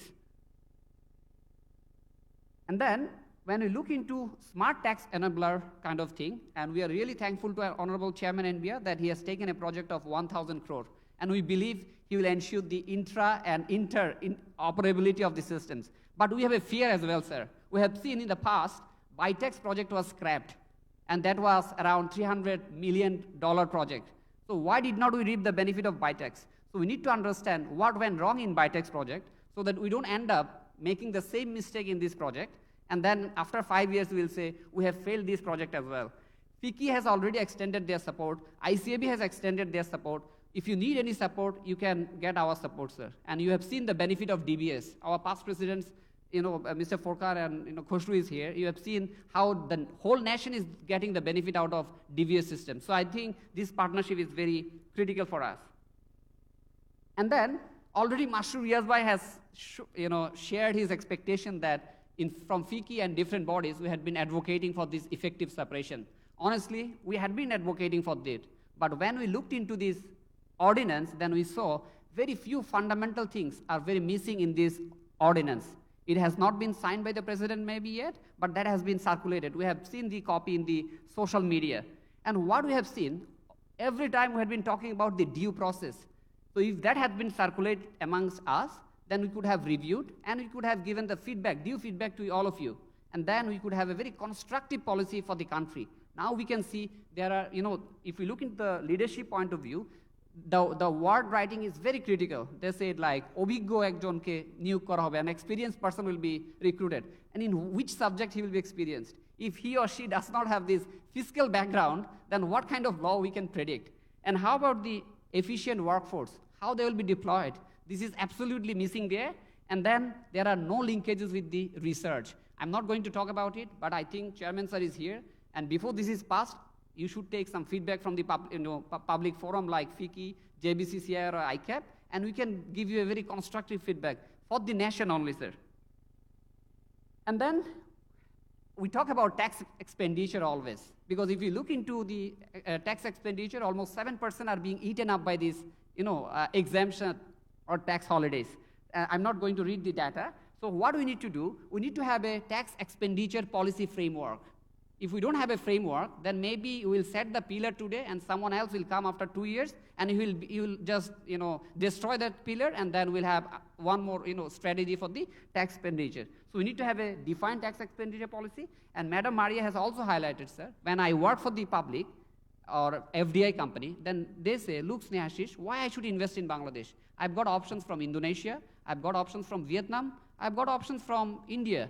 So I see they are more attractive than your country. So if you are not going to give some kind of packages or incentives for the FDI, then they will never pick Bangladesh as one of the destinations. So I think one of the key things there should be an attractive package for the FDI. And exemptions should only be granted by the parliament. And now, with our law, exemptions are being granted by income tax policy, VAT policy, and customs policy. So if these are not centralized, and if we are not going to have this advisory committee or the parliamentary approval, then any vested interest group can go and meet and seek for exemptions. So we think at a policy level, we should centralize this. And also there should be a sunset clauses in each and every exemptions. It should not be open-ended. It cannot be for 15 years, 20 years, or 25 years. And industry research, sir, whoever you are seeing, there are representatives from all the three chambers. We have disclosed this data to you during our budget consultation meeting. So I would like to take you through some numbers. If you look into soap and bar and detergent powder, person sitting on your right, the managing director of Unilever, they are having the market share of 53% in soap, and in detergent powder, they have the market share of 66%. If Unilever can pay 199 crore as VAT on sales on the soap, and on detergent 270 crore on the detergent powder, then the remaining market participants or companies should pay 176 crore and 139 crore. Are you really getting this thing? Are you realizing this thing? These informations are available. Information is the commodity of the king, sir. This data is the king. So if you don't have the data, you cannot, gather right amount of taxes for the effectiveness and fairness. And then if you look into cement industry, the data is, I should say, far more volatile. And one of the distinguished panelists is from Lafarge Holcim, and they're having 7.18% market share, and remaining participants have got 92.82% market share. And Lafarge, on their 7.8, they are paying 360 crore as VAT. On the remaining 92%, you are supposed to collect like 5,019 crore. Are you really getting this amount of VAT from all those people? And where are this money? And then if we talk about insurance industry, Elico or MetLife have got the share of 27% in the gross written premium, and they are paying 238 crore as income taxes. These are latest data for 2024 or 23 or 22. And if you consider about the remaining participants, you are supposed to collect 643 crore as taxes. So you need all this information. Otherwise, the people who are paying taxes, honest taxpayer, you'll have to stress them more and more. And while we are thinking, when NBR is formulating the budget, the income tax department is formulating the budget on their own way, the VAT department is formulating the budget in their own way, and customs is following their own methodology. Although all these three departments are working under the same roof. So why we can't have the integration? So this is also a data where we can see that when the budgetary exercise is being done, then all these three departments are not working together. And one of the key impact that we can say, in case of SSB industry, sweetener and sweetened beverage industry, when the minimum tax of 3% was introduced, then the selling price of the company was previously 100. They had to increase the price. And since the price has increased, their selling quantity has been reduced. Means for the compliant company, there are a lot of companies operating here. The industry did not degrow. The industry grew, but these compliant companies' growth has been shattered. So in this case, their total revenue has dropped. So now you are getting this 43% supplementary duty and VAT, so which has been reduced by 438, and you are getting 270 income taxes as compared to 60 taka as income taxes as per 0.6% minimum taxes. So ultimately, you are not gaining anything, you are losing. And this honest taxpayer, as Mr. Mastur Riaz has mentioned, these investors, when they invested their money, they wanted some sustainability and continuity in the policies. So if you are not having this continued policy, then all this FDI will not be attracted for Bangladesh businesses. So we think you should have greater look while imposing minimum taxes or anything. And when you talk about SSB, who has a guideline for SSB taxation? It is based on the content or volume. It cannot be only on carbonated beverage like Coke or Pepsi. It can be more on sugar-related drinks like juices and other energy-related drinks. So it should be aligned with the international best practices. And then when we talk about this current government, we talk about this is the government where we can speak from our heart, but we don't want any discriminatory tax policies. But we see there are a lot of discrimination happening between private and public sector. And if you look into the first thing, the government employee, they need to pay taxes only on basic salary, bonus, and festival bonus. Only 3 components. They don't need to pay taxes or any other allowances. But if we, the honest taxpayer, we earn a single penny, there are no exemptions. And we also need to pay taxes on the retirement benefit plans like Provident Fund, Gratuity, and Pension Fund, where the government funds are fully tax exempt. So this is very discriminatory. So this hurts the neutrality principle of OECD. And also, we talk about sustainability. We are so thankful to the Honorable Chairman NBR that they have made like prospective basis taxation in many of the occasions. But still, there is, I should say, gray area regarding the other provisions in the Income Tax Act. So I believe if this change also being incorporated in our tax law, then we can say our whole law is on a prospective basis. So you cannot, please don't allow us to travel through a time machine to change everything from 1st of July 2024. And then, already the tone has been set, the risk-based tax and VAT audit. We are thankful that you have taken some initiative, but here, the premier audit institution is here, ICAB. You can partner with ICAB how to identify the risk-based parameter so that you can make it automated and risk-based audit. And also, when we talk about our duty structure, then we will see there are many vested interest groups. Some of them are importer, some of them are manufacturer. So when the manufacturers lobby, they try to bring down the duty rate to lower. When the commercial importer lobby, they try to make their commercial goods import at a lower duty structure. So you have those information between Bangladesh domestic demand versus the Bangladesh capacity. So if you can compile this data and have a duty structure defined for all these 3 types of goods, then you can have this uniformity in the tariff policy. So we believe this sort of policy will enhance the credibility not only for the local investors but also for the FDI companies.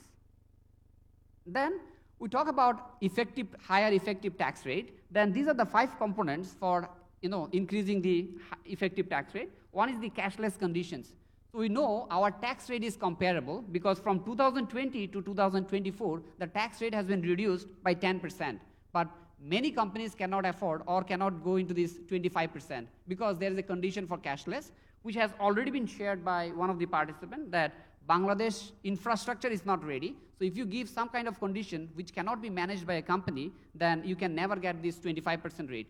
So we believe if you can have the gradual, cashless condition, that will allow the company to enjoy this reduced rate. And also there is a clause for the listed company. If they offload 10% of their share in IPO, they can only get the reduced rate of 20%. But this company are done with IPO.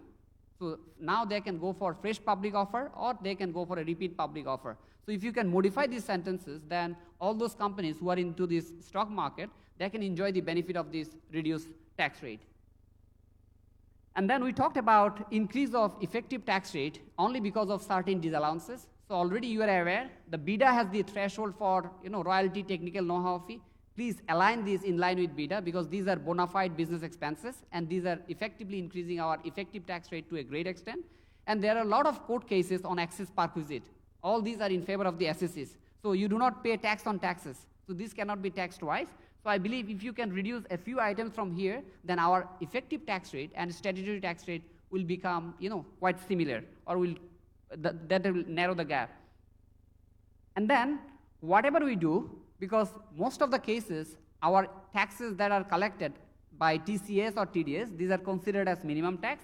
If we are not going to reduce the TDS rate, then technically, even if you justify the minimum tax rate by giving a carry forward scheme, that will not work for the company. Because ultimately, cash is being collected now, and a company cannot wait for 10 or 15 years to adjust this money. Because if they are gone with this year, if they are incurring losses in 5 years, the whole business will be wind up. So you cannot have this sort of carry forward scheme until and unless you reduce the tax deduction at source. So one of the key things, we know we cannot eliminate the minimum tax at this point in time, but we must reduce the TDS rate to a great extent. And this happens as well for the payment to the non-resident. This is one of the key things that for FDI companies saying that whenever we are going to remit money, we need to deduct tax by 20 to 25%. And with VAT, it comes 43.75. So we need to rationalize this rate. And also, in recent 2 treaties between Bangladesh and Hong Kong and Bangladesh and Netherlands, you have incorporated a clause of fees for technical services. So we recommended NBR to incorporate the fees for technical clauses in remaining 41 treaties so that the companies can reduce the benefit on, I should say, like reduced tax rates. And then we talked about PSR. So these businesses, when they are not able to collect the PSR from the suppliers, they need to deduct 50% higher taxes, and then their expenses might be disallowed, and if the authority visits, then they will have to give penalty of 10 lakh. The offense is once. For one offense, we are being penalized thrice. So this is not justified. So we'll have to make sure if we are making one offense, penalize us once, not more than once. So this is becoming a big burden for the compliant business. And restrictions on setting of loss, already you are aware. For the sake of time, I'm not going to talk about. And then, sir, honestly speaking, FICCI, ICAB, we have partnered with NBR in the past to implement the new VAT Act in Bangladesh from 1st of July 2019. But what we have been shown, the dream that we have been shown, has shattered terribly. When the new law was enacted, we were said that there will be no price declaration concept in our VAT Act, and then there was no definition of input. And then the government said you need to pay VAT once, only at the time of filing VAT return. And then there was no VDS between business to business. And the VAT return format was supposed to be simplified. But in reality, what have we got? Did we progress from 1991 VAT Act? Not really. We still have the concept of price declaration in the name of input-output coefficient. And you have, in the law, it has been restricted by giving certain restrictions in terms of input. And we need to pay the VDS separately. And we need to deduct a long list of 43 services on VAT deduction at source. So we from FICCI and other chambers, what we said, we'll have to gradually go to a single rate. It is not possible to go within a year, but make a plan so that in next 3 years we can have a single rate VAT. And also, from the input tax point of view, let us eliminate few items on a year by year so that by 2027 we can have a 0 items in the input tax restrictions.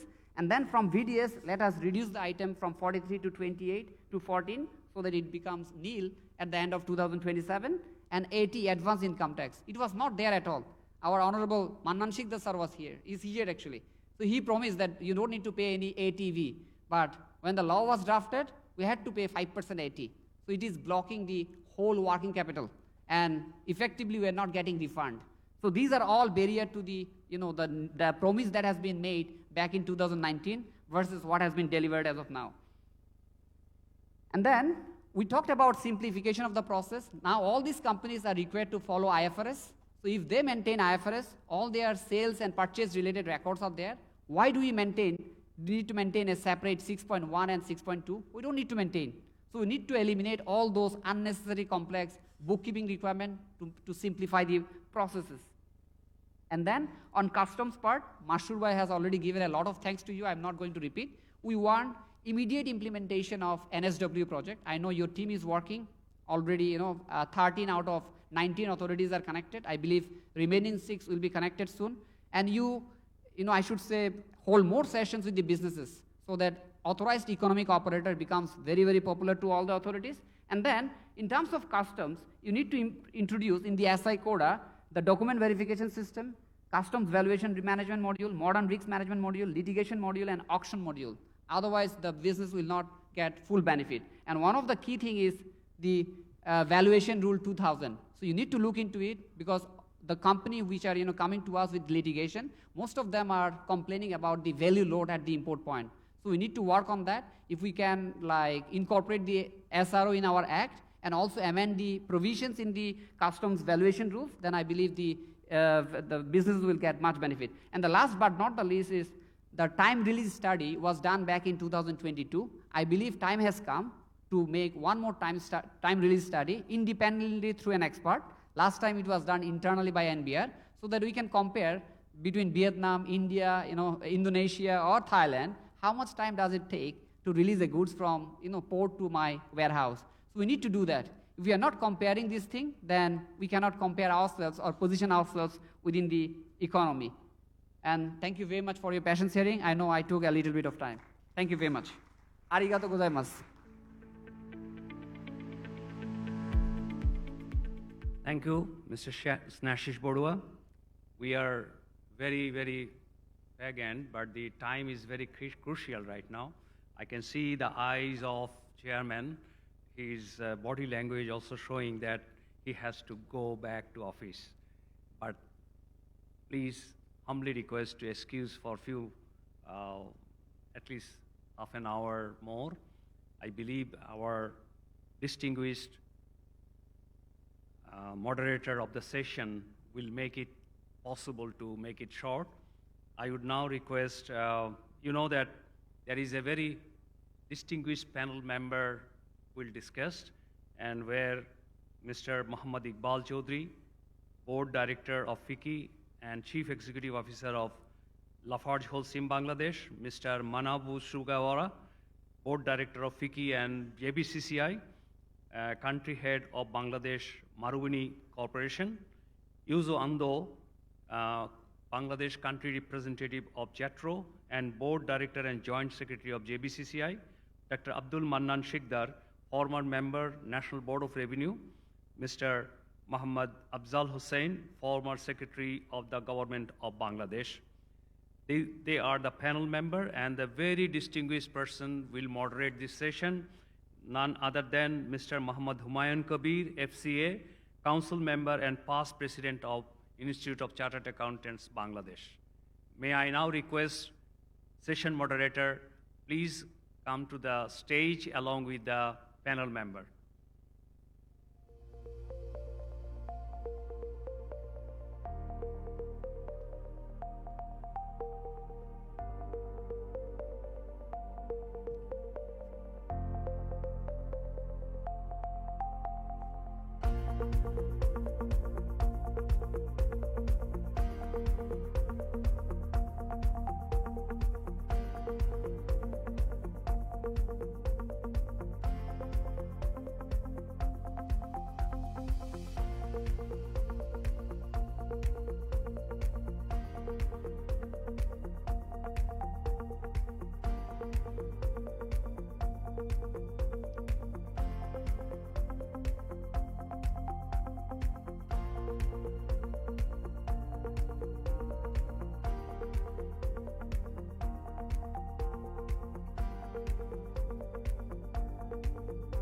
all set, may I now request the session moderator, Mr. Muhammad Humayun Kabi, to run the session, and I humbly request to consider the time also. Thank you very much. Thank you.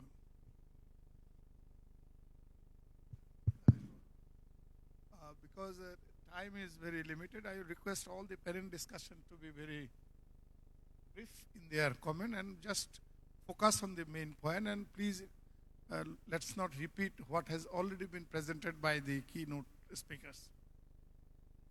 And I will not say anything because what parent speaker said, that is my voice, and what already been presented, that's I also echo with today's in the program.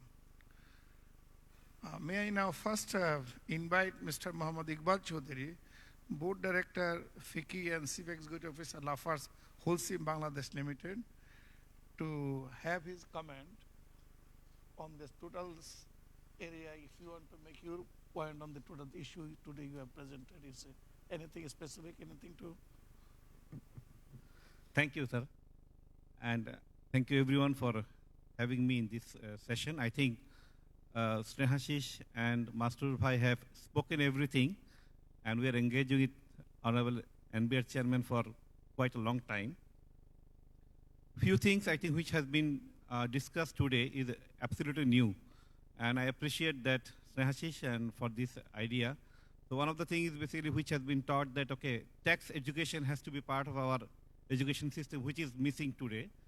I think that should be well addressed, because we see that when you are dealing with so many people, they have the lack of knowledge about the taxation, even our suppliers. So being a compliant company, we do lots of education, training, onboarding to our suppliers to educate them on the tax, on the VAT and everything, which has to be done from our very early stage.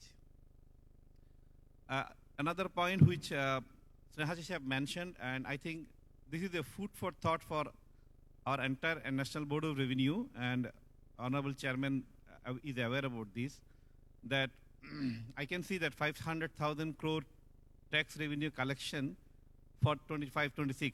It's not an easy task. Even this year, if the collection is 300,000 crore, it's a huge jump. It's not 28%, it's more than that. So one humble submission to NBR Chairman is basically to engage with us, and we share the way we have shared our data in terms of the market share and the revenue share.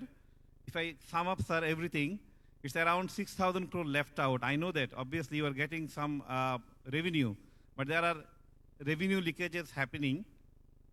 Only mere research and the data collection and the comparison between the market share and revenue share will be having a huge opportunity for us to collect some of the leakages.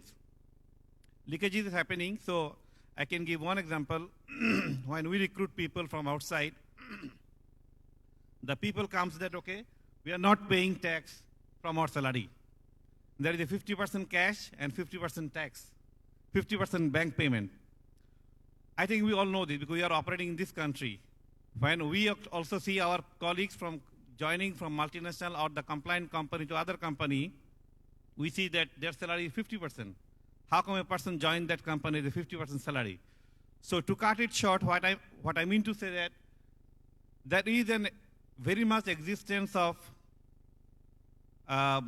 non-level playing field, and it's very much possible if we address through a holistic view, through research, and obviously through engagement of the trade bodies and also institute like ICAB or the FICCI or the JBCCI, and we can help NBR to get this due share from the market. I have highlighted only 2 points because I want to save some time. Thank you. Thank you, Mr. Iqbal, for your, I will say that point on to the leakage of revenue. Leakage of revenue not only it takes away money, government money, but it actually it makes business competition really very difficult, and level playing is affected. Thank you. Now may I call Mr. Manabu Sugawara, Board Director, FICCI and Country Head of Bangladesh Marubeni Corporation. I think he has interested to have, he has 2 points to discuss I will ask you to be very brief, sir. One first question is to you: how the inconsistency in tax policies of our country is affecting the business, especially the foreign investors. What is your experience in Bangladesh? Thank you very much for your question.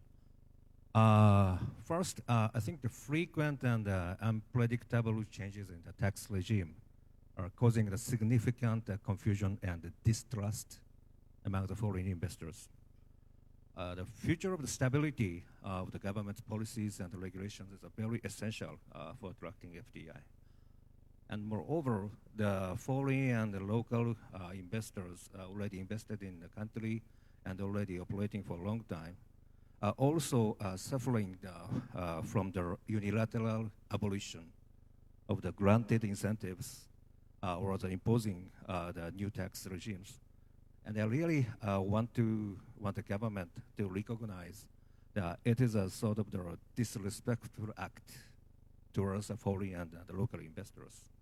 And regarding the overall tax systems, I think I would like the government to strictly refrain from easy increase in the indirect tax, as Javad Bey mentioned earlier. Instead, I think we seriously work on the measures to increase direct taxations. We foreign investors are always complying with the tax regulations in accordance with international standards. But however, the world where the honesty doesn't pay will be eventually abandoned by the investors, I think. So and then also someone said expensive tariffs and duties in this country are being criticized, but I want to put the emphasis that those are the tariffs ultimately shouldered by the ordinary public people that should be taken more seriously in the context of their high inflation. Thank you. What's your how the fiscal policy could facilitate the process, particularly the SME business? Japanese SMEs are now really good in Bangladesh, and how this and the fiscal policies can facilitate further bringing the SMEs from Japan to Bangladesh, relocation of business. Thank you.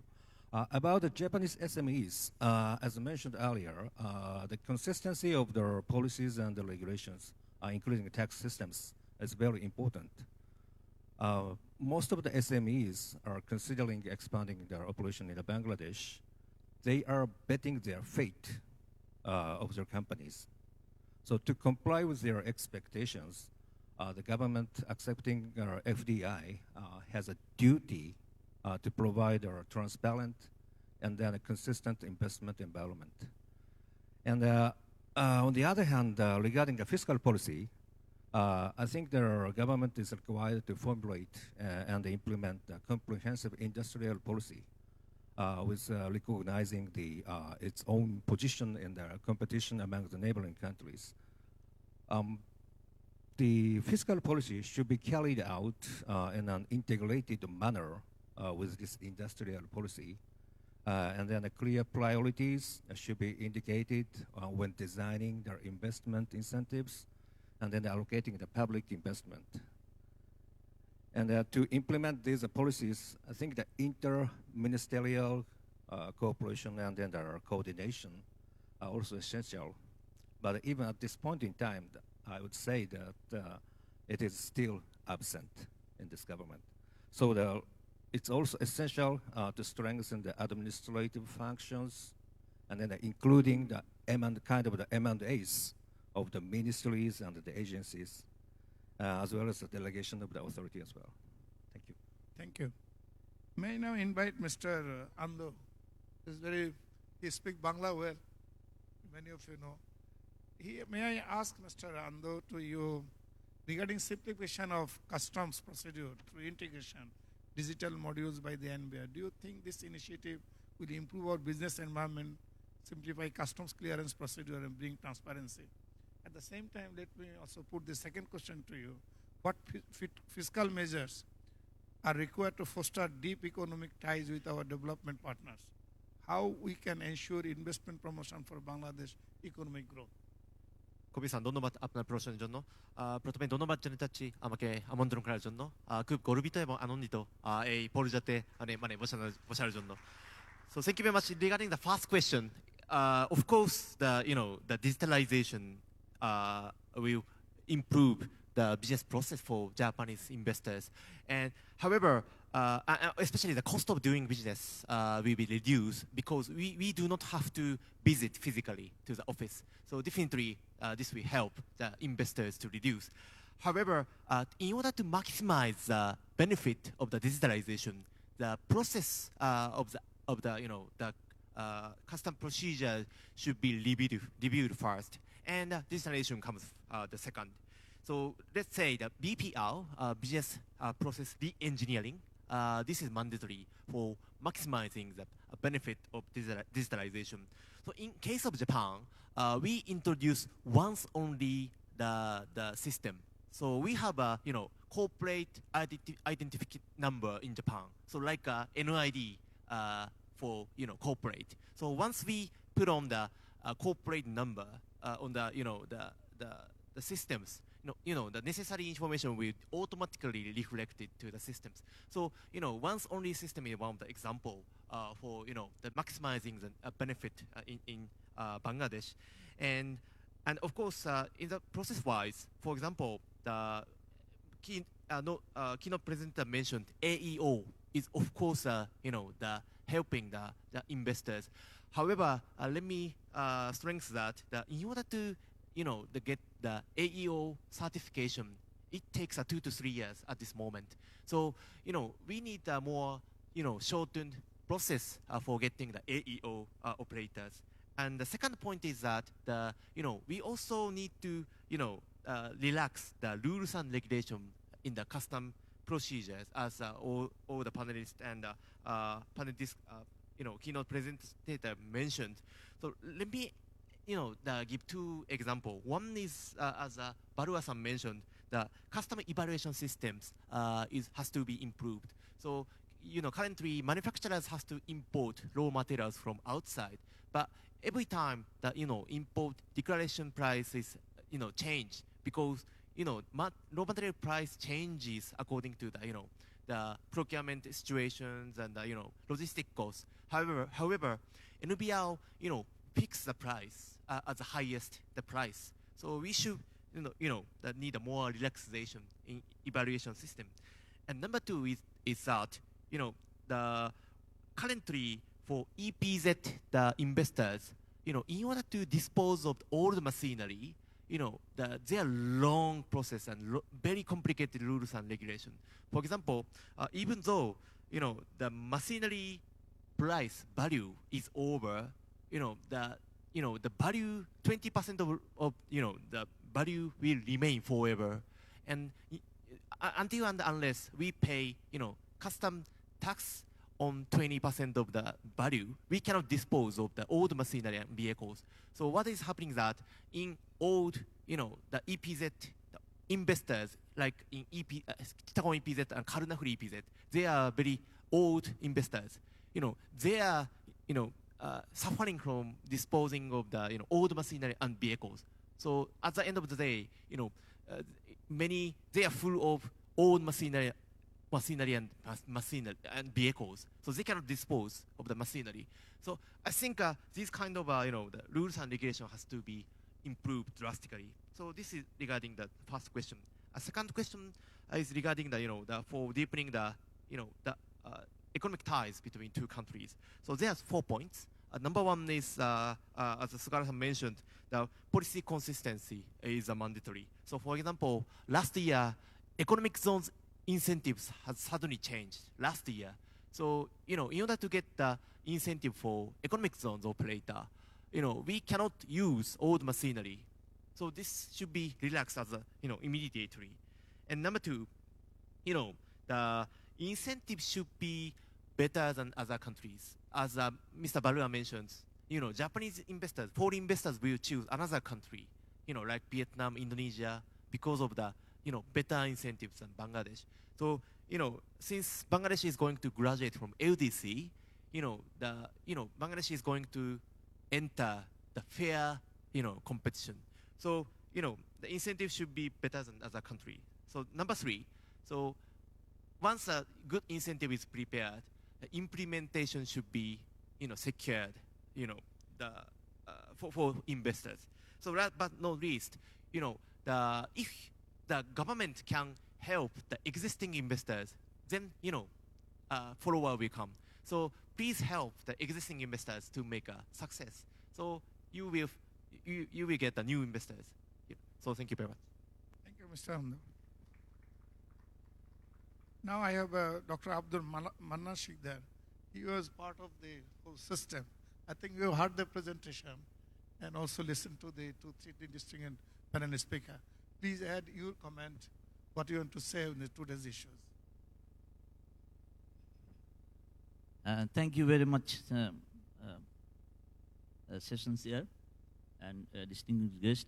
I'm happy to be here. Thank you very much, the organizer.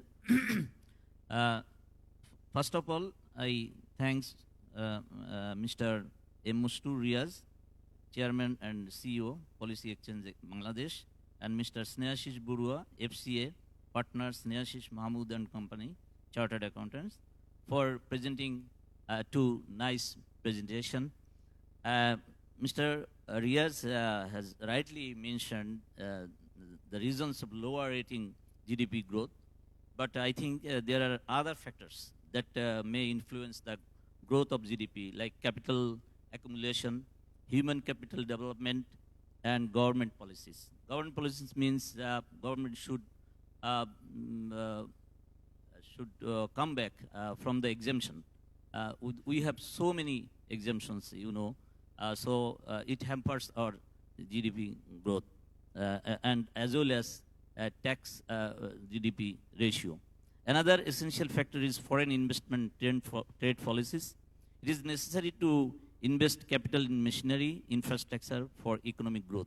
We know that all skilled and knowledgeable workforce education and training is must. We need service-oriented workforce. We see that there are some allegations that the importers and exporters are not getting service. They are getting administration. So we should remove administration. We should provide service. So we need to change our mindset in both ways, from tax authority and business community. The speaker has nicely showed the present situation of inflation threats in Bangladesh. He has mentioned that minimizing supply chain manipulation to be developed. Here is needed to change policy in regard to the provision of customs procedure and other stakeholders. Citizen charter may be changed. The time limit of service to be reduced. Clearance time may be reduced on the basis of report on TRS. Snehashish has mentioned that there was a TRS report in 2022. We need to implement the proposal. We need to implement the findings of that report. The report of TRS conducted by the Customs Authority in collaboration of WCO, that was accepted and approved by the WCO. So with that report was a nice report. At that time, I was the member of NBR, and I will request NBR to implement the proposal of that TRS. And we need to do more TRS. And TRS will help us to make a sound management in clearance system. And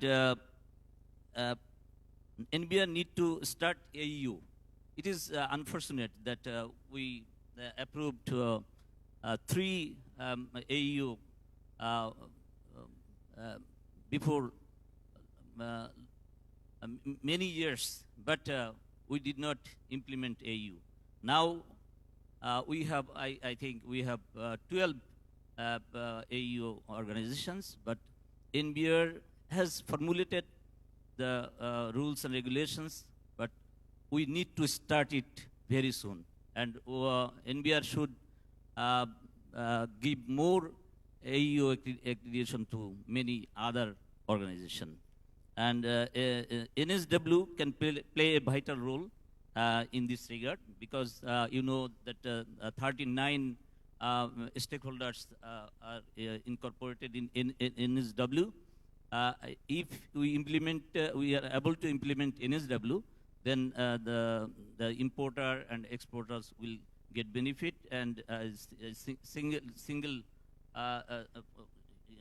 they will get service from the single area. And for this reason, I will request all the stakeholders to change their citizen charter, because it is NSW, but I get 7 days to provide a service.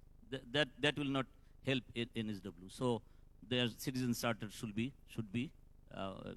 changed. And I will mention one another.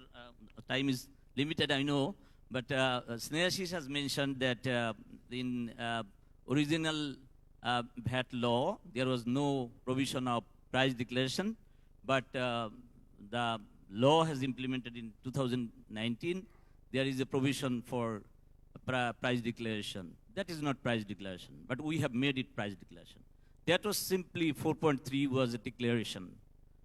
Declaration of input-output coefficient to eliminate, to remove the future contradiction between the tax authority and taxpayers regarding the input-output coefficient. But our officers and taxpayers have made it price declaration. There is no provision of approval of that declaration. That's simply a declaration, input-output coefficient. I have said many times, but we have made it price declaration. So I will say no price declaration is there. That is simply a declaration. Time is very limited. Thank you, sir. I know so many points you could cover may be many. discussed, but it is. I'm sorry, the time does not allow me. Thank you very sir. much. Thank you, sir. Now, may I request Mr. Afzal Hussain take your comment on the relevant issue. Mr. Hussain was the former Secretary to Government and Chairman of Bangladesh Trade and Tariff Commission. Thank you so much. Respected Chief Guest, Mr. Abdur Rahman Khan, FCMA, Chairman NBR, and Secretary IRD, Minister of Finance, President ICAB, President FICI, President JB CCI, CEO, respected keynote paper presenters and panel discussants, Assalamu alaikum and very good afternoon. I must thank our 2 keynote paper presenters. The papers are very informative and insightful, I should say. Here 2 papers are presented, but I should emphasize only the second presentation by Snehashish, because my background is a tax background. I worked 20 years under National Board of Revenue. That's why I should say some points. And he has covered many things, but I should recommend on some points which he didn't cover only.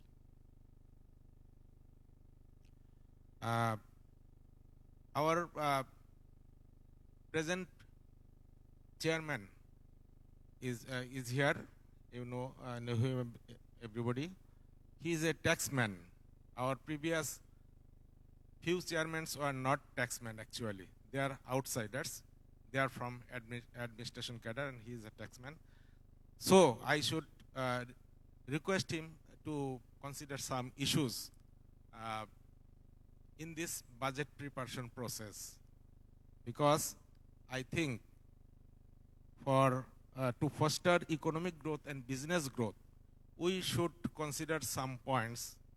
First of all, long-term tax policy. We see every year there are so many changes in Finance Act. I would request to avoid so many changes, because we need a sustainable tax policy and long-term tax policy. There may be few issues which is very urgent that can be changed, and other issues should sustain for a 2, 3, 5 years at least, and to avoid interim tax imposition. Tax imposition or any rate changes comes through budget, but in the interim period, we say that, we find that there are some changes, there are some further tax imposition. It hampers the tax planning of the business people and the foreign investors also. So I should request him to avoid this interim tax imposition in the future days. Sir, if you have some point, can you Yeah. the chairman? If for the time constraint, let's. Yes. If you please shorten your comment. There is an example. In September, there was an SRO issued on capital gains. Previously, it was different, but in September, 15% tax was imposed on the capital gains. I should say this is an interim tax imposition. It can be avoided. It can, if requires, it can be brought in the budget process. From many corners, some people says we need tax base, more tax base. But how we can improve our tax base? It is very vital issue. Our present tax administration has taken steps to increase our tax base by introducing tax circles throughout the countries, even at Upazila level. But it is not enough. I think there are some steps to be taken for improving the tax base. How it is possible? I think many taxpayers' awareness is very important. For that, many seminars, workshops can be introduced throughout the countries, even at the district level, even at the Upazila level, where the business bodies people or the local administration people can be involved here frequently.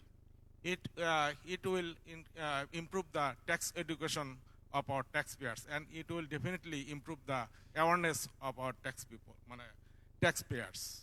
Thank you, sir. I think previously TN certificate were issued on online basis by the taxpayers, but now we need to go to the tax office for TN certificate. This is a problem, I should say.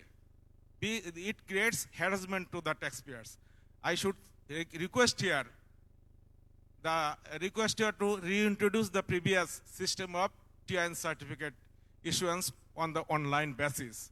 But there may be some system, there may be some restrictions here. By paying some taxes by the taxpayers can collect the TN certificates, but a system should be introduced in the way that in the beginning of the next income year, the next assessment year, the taxpayers the SMS can be sent to the taxpayers to their mobile number, mentioning that you are a TN holder, you have taken a TN certificate from the tax office, and now this is the time to submit your return. We can introduce this type of system. I should say this will improve increase the number of taxpayers. And if we introduce the tax education system by different ways, by involving the tax lawyers, local body, the people of local bodies, I should say the number of taxpayers will be improved significantly.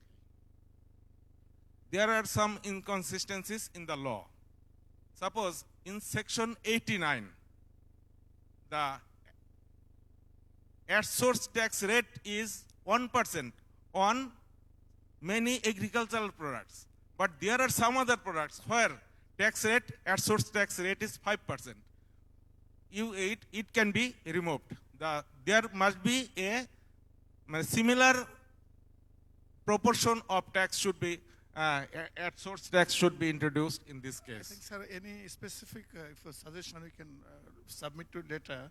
That's for the time constraint. Let's appreciate that. If you can please finish your comment, please.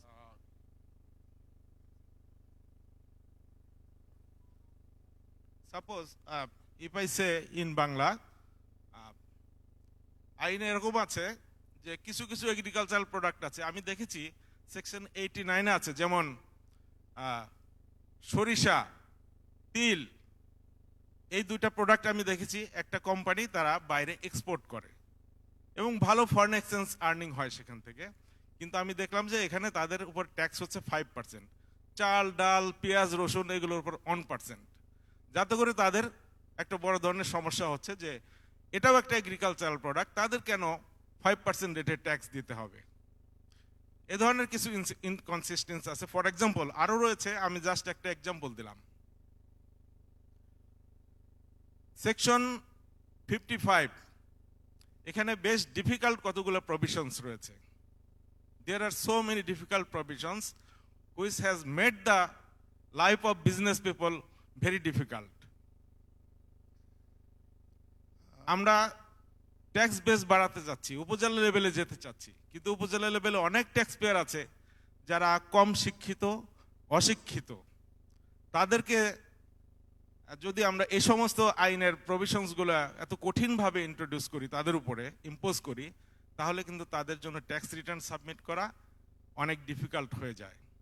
আমরা আরেকটা বিষয় নিয়ে আসতে পারি যে উপজেলা level বা union পর্যায়ে যারা ট্যাক্স পেয়ার আছে তাদের পূর্বপুরুষের কাছ থেকে অনেক ইনহেরিটেড প্রপার্টি আছে, ব্যবসা আছে, সেগুলোকে যদি সহজ উপায়ে একটা থোক ট্যাক্সের মতো তাদের উপরে আমরা ইম্পোজ করতে পারি, তাহলে মনে হয় তাদেরকে নেটে আনা অনেক সহজ হতে পারে। তো আমরা যদি এই ধরনের বিষয়গুলো একটু নিয়ে আসতে পারি, বিবেচনা করতে পারি, আমার মনে হয় যে ভবিষ্যতে আমাদের ট্যাক্স বেস আরো বাড়ানোর জন্য সহায়ক হবে। আরো অনেক কিছু বলার ছিল, কিন্তু আমাদের যেহেতু সময় কম, এই জন্য আমি এখানে শেষ করতে চাচ্ছি। Thank you so much.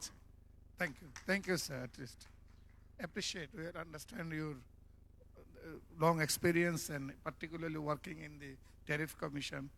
That is helpful for building the comment. I'm sure if you have a write-up, if you can bring it to the NBR, that will be great benefit to the nation. We welcome your comment, in fact, that perspective. So, thank you all my fellow panelists for your excellent contribution. And today you have heard everything, nothing to summarize from you. What you remember, what had been presented according to your mind, that is the summation from my part. Thank you. Thank you very much, session moderator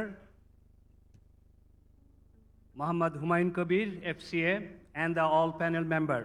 This is the very important time now. If we can see our watch, time is actually pressing us. So I would now request our chief guest today, Mr. Muhammad Abdur Rahman Khan, FCMA, Chairman, National Board of Revenue, to deliver his chief guest address. Mr. Abdur Rahman Khan, please welcome Mr. Abdur Rahman Khan. During the budget session, he's giving so much important time with us.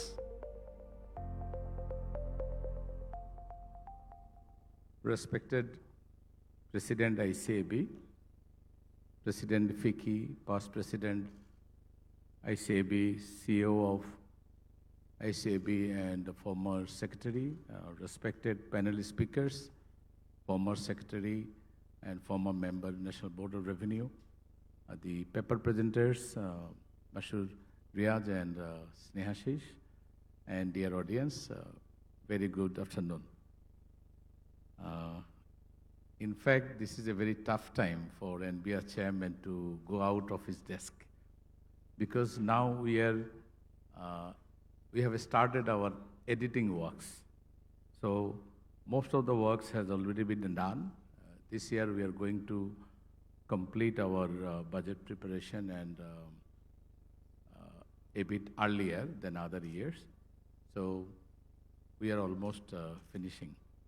Regarding the two presentation and the panel speakers, I think we have got very good suggestions.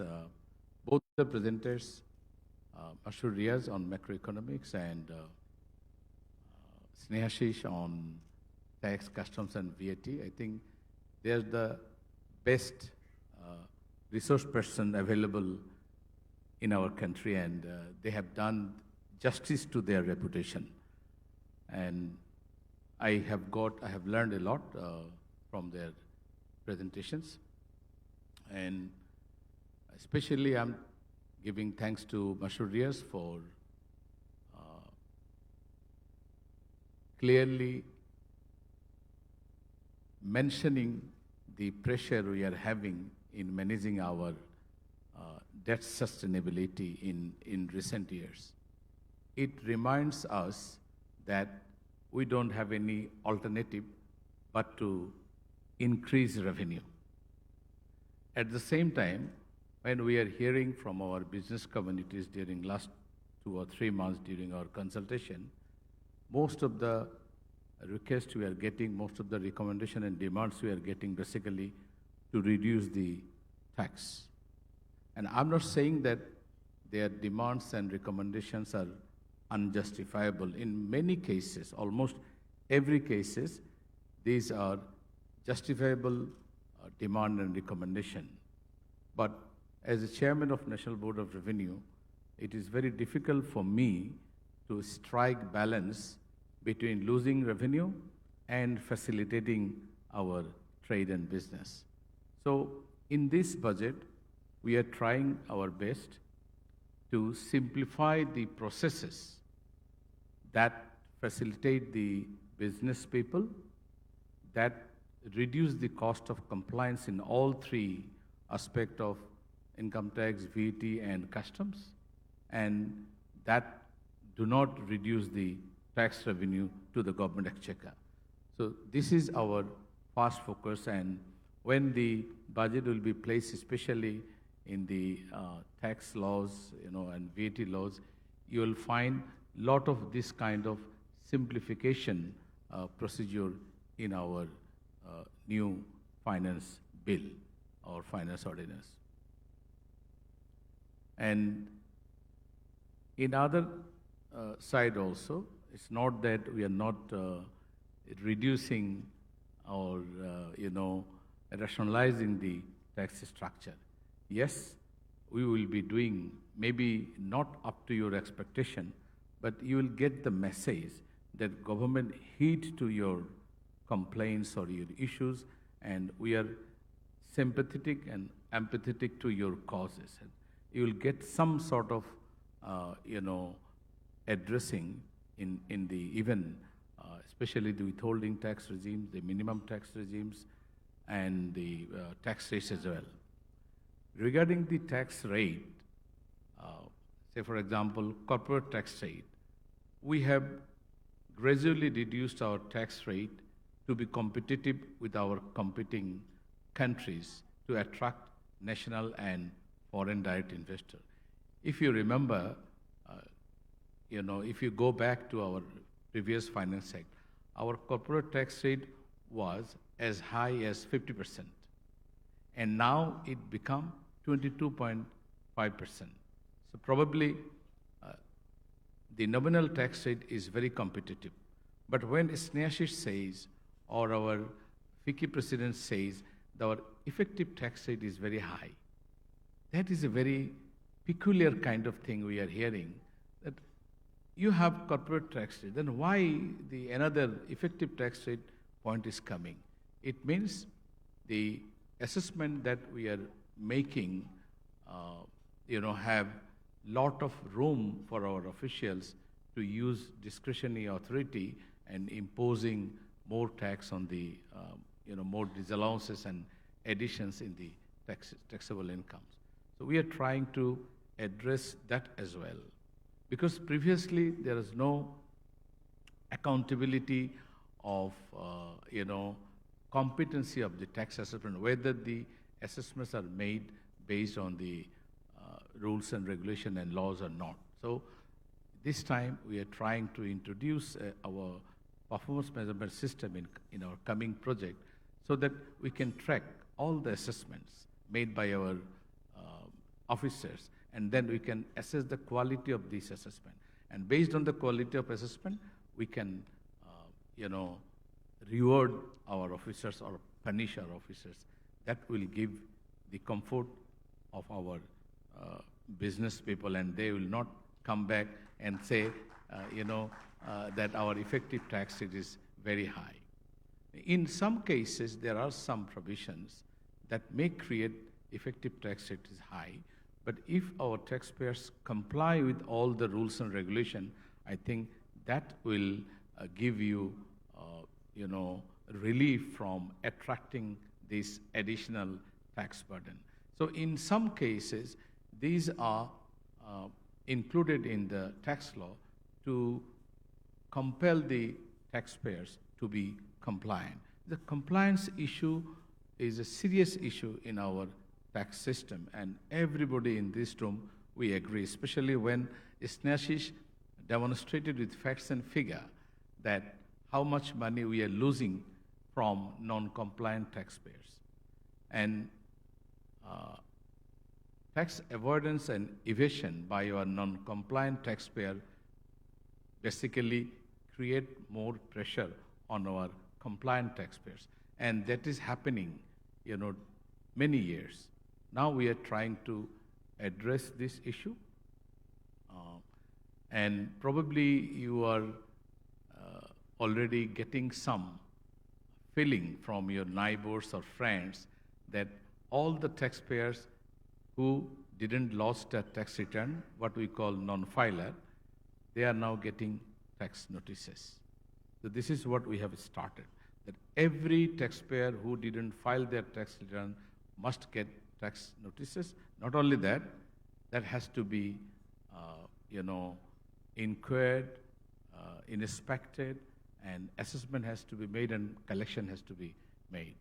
This morning, I was having a meeting with our one commissionerate office. I'm doing it regularly.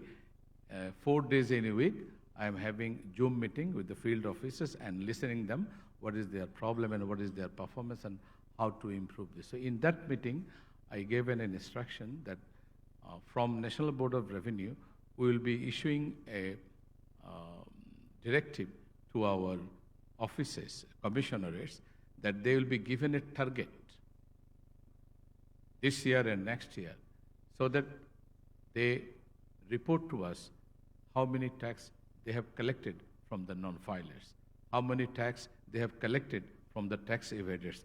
What Snehashish was saying, that 90% of taxes are paid by the taxpayers automatically through TDS or through advanced tax. Then what our people are doing. So this is what our people will be doing in coming days.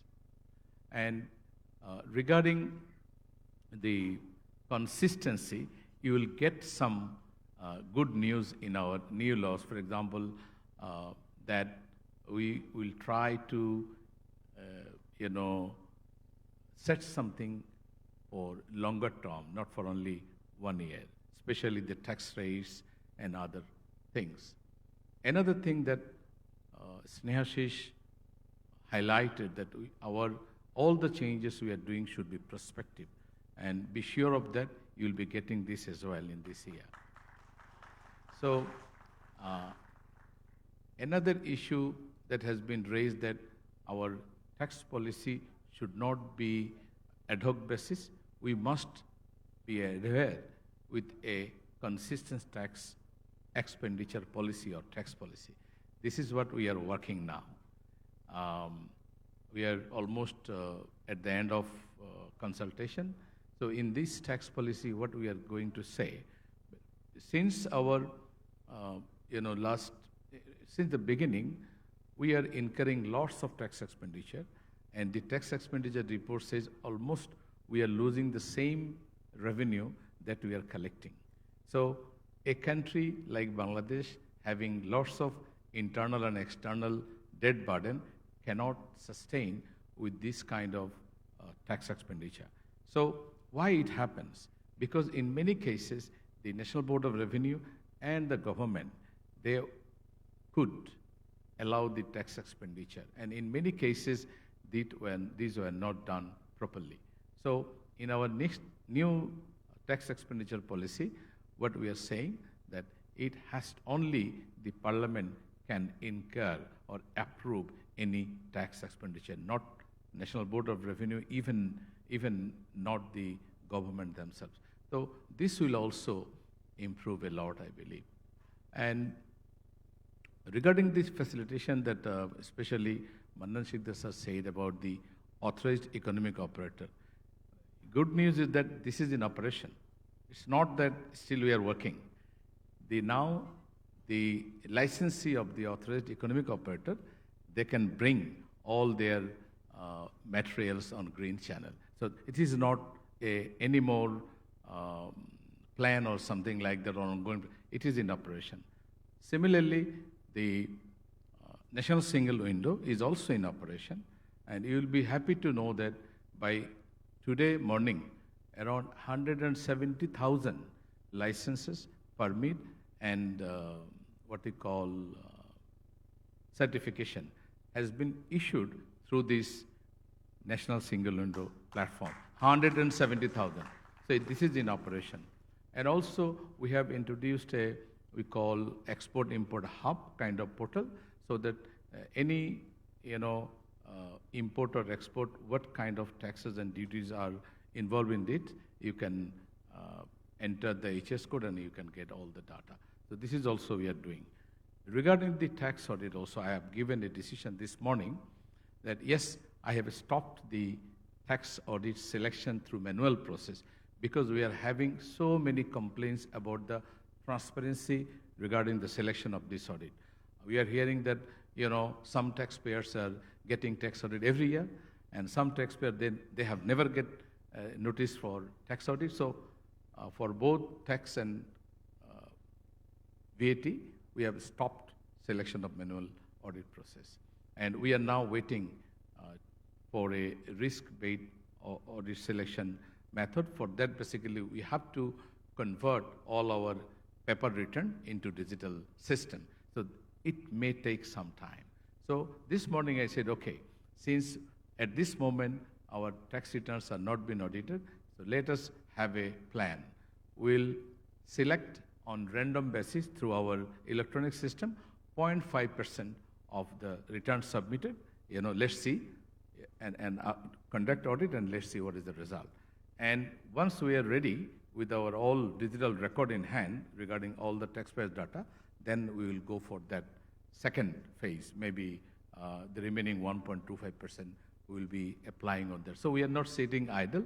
We are trying to work hard on these audit selection processes as well. I took the presentation from Snehashish.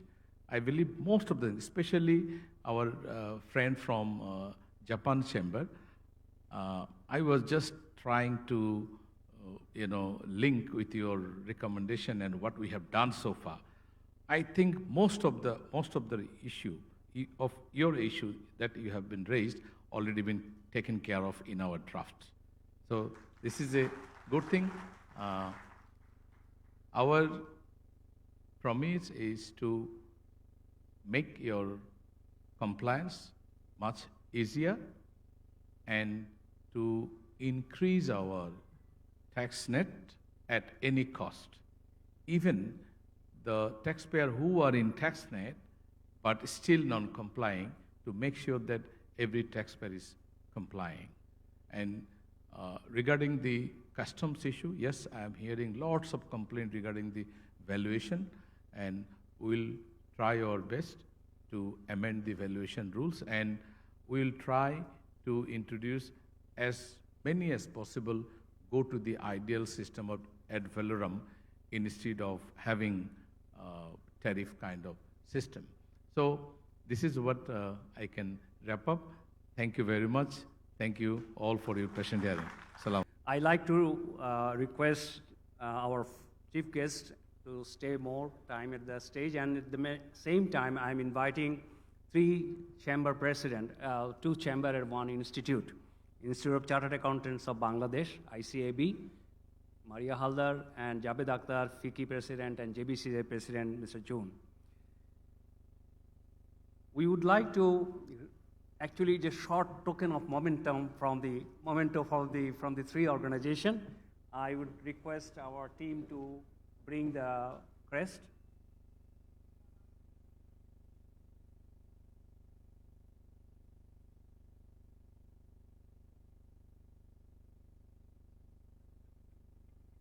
Session moderator, Mr. Muhammad Humayun Kabir, to be at the stage. Come to the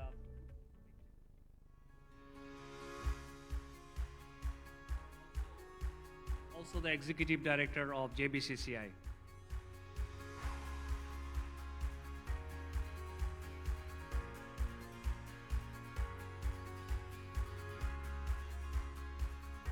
And requesting Chief Operating Officer of Institute of Chartered Accountants to join the group picture.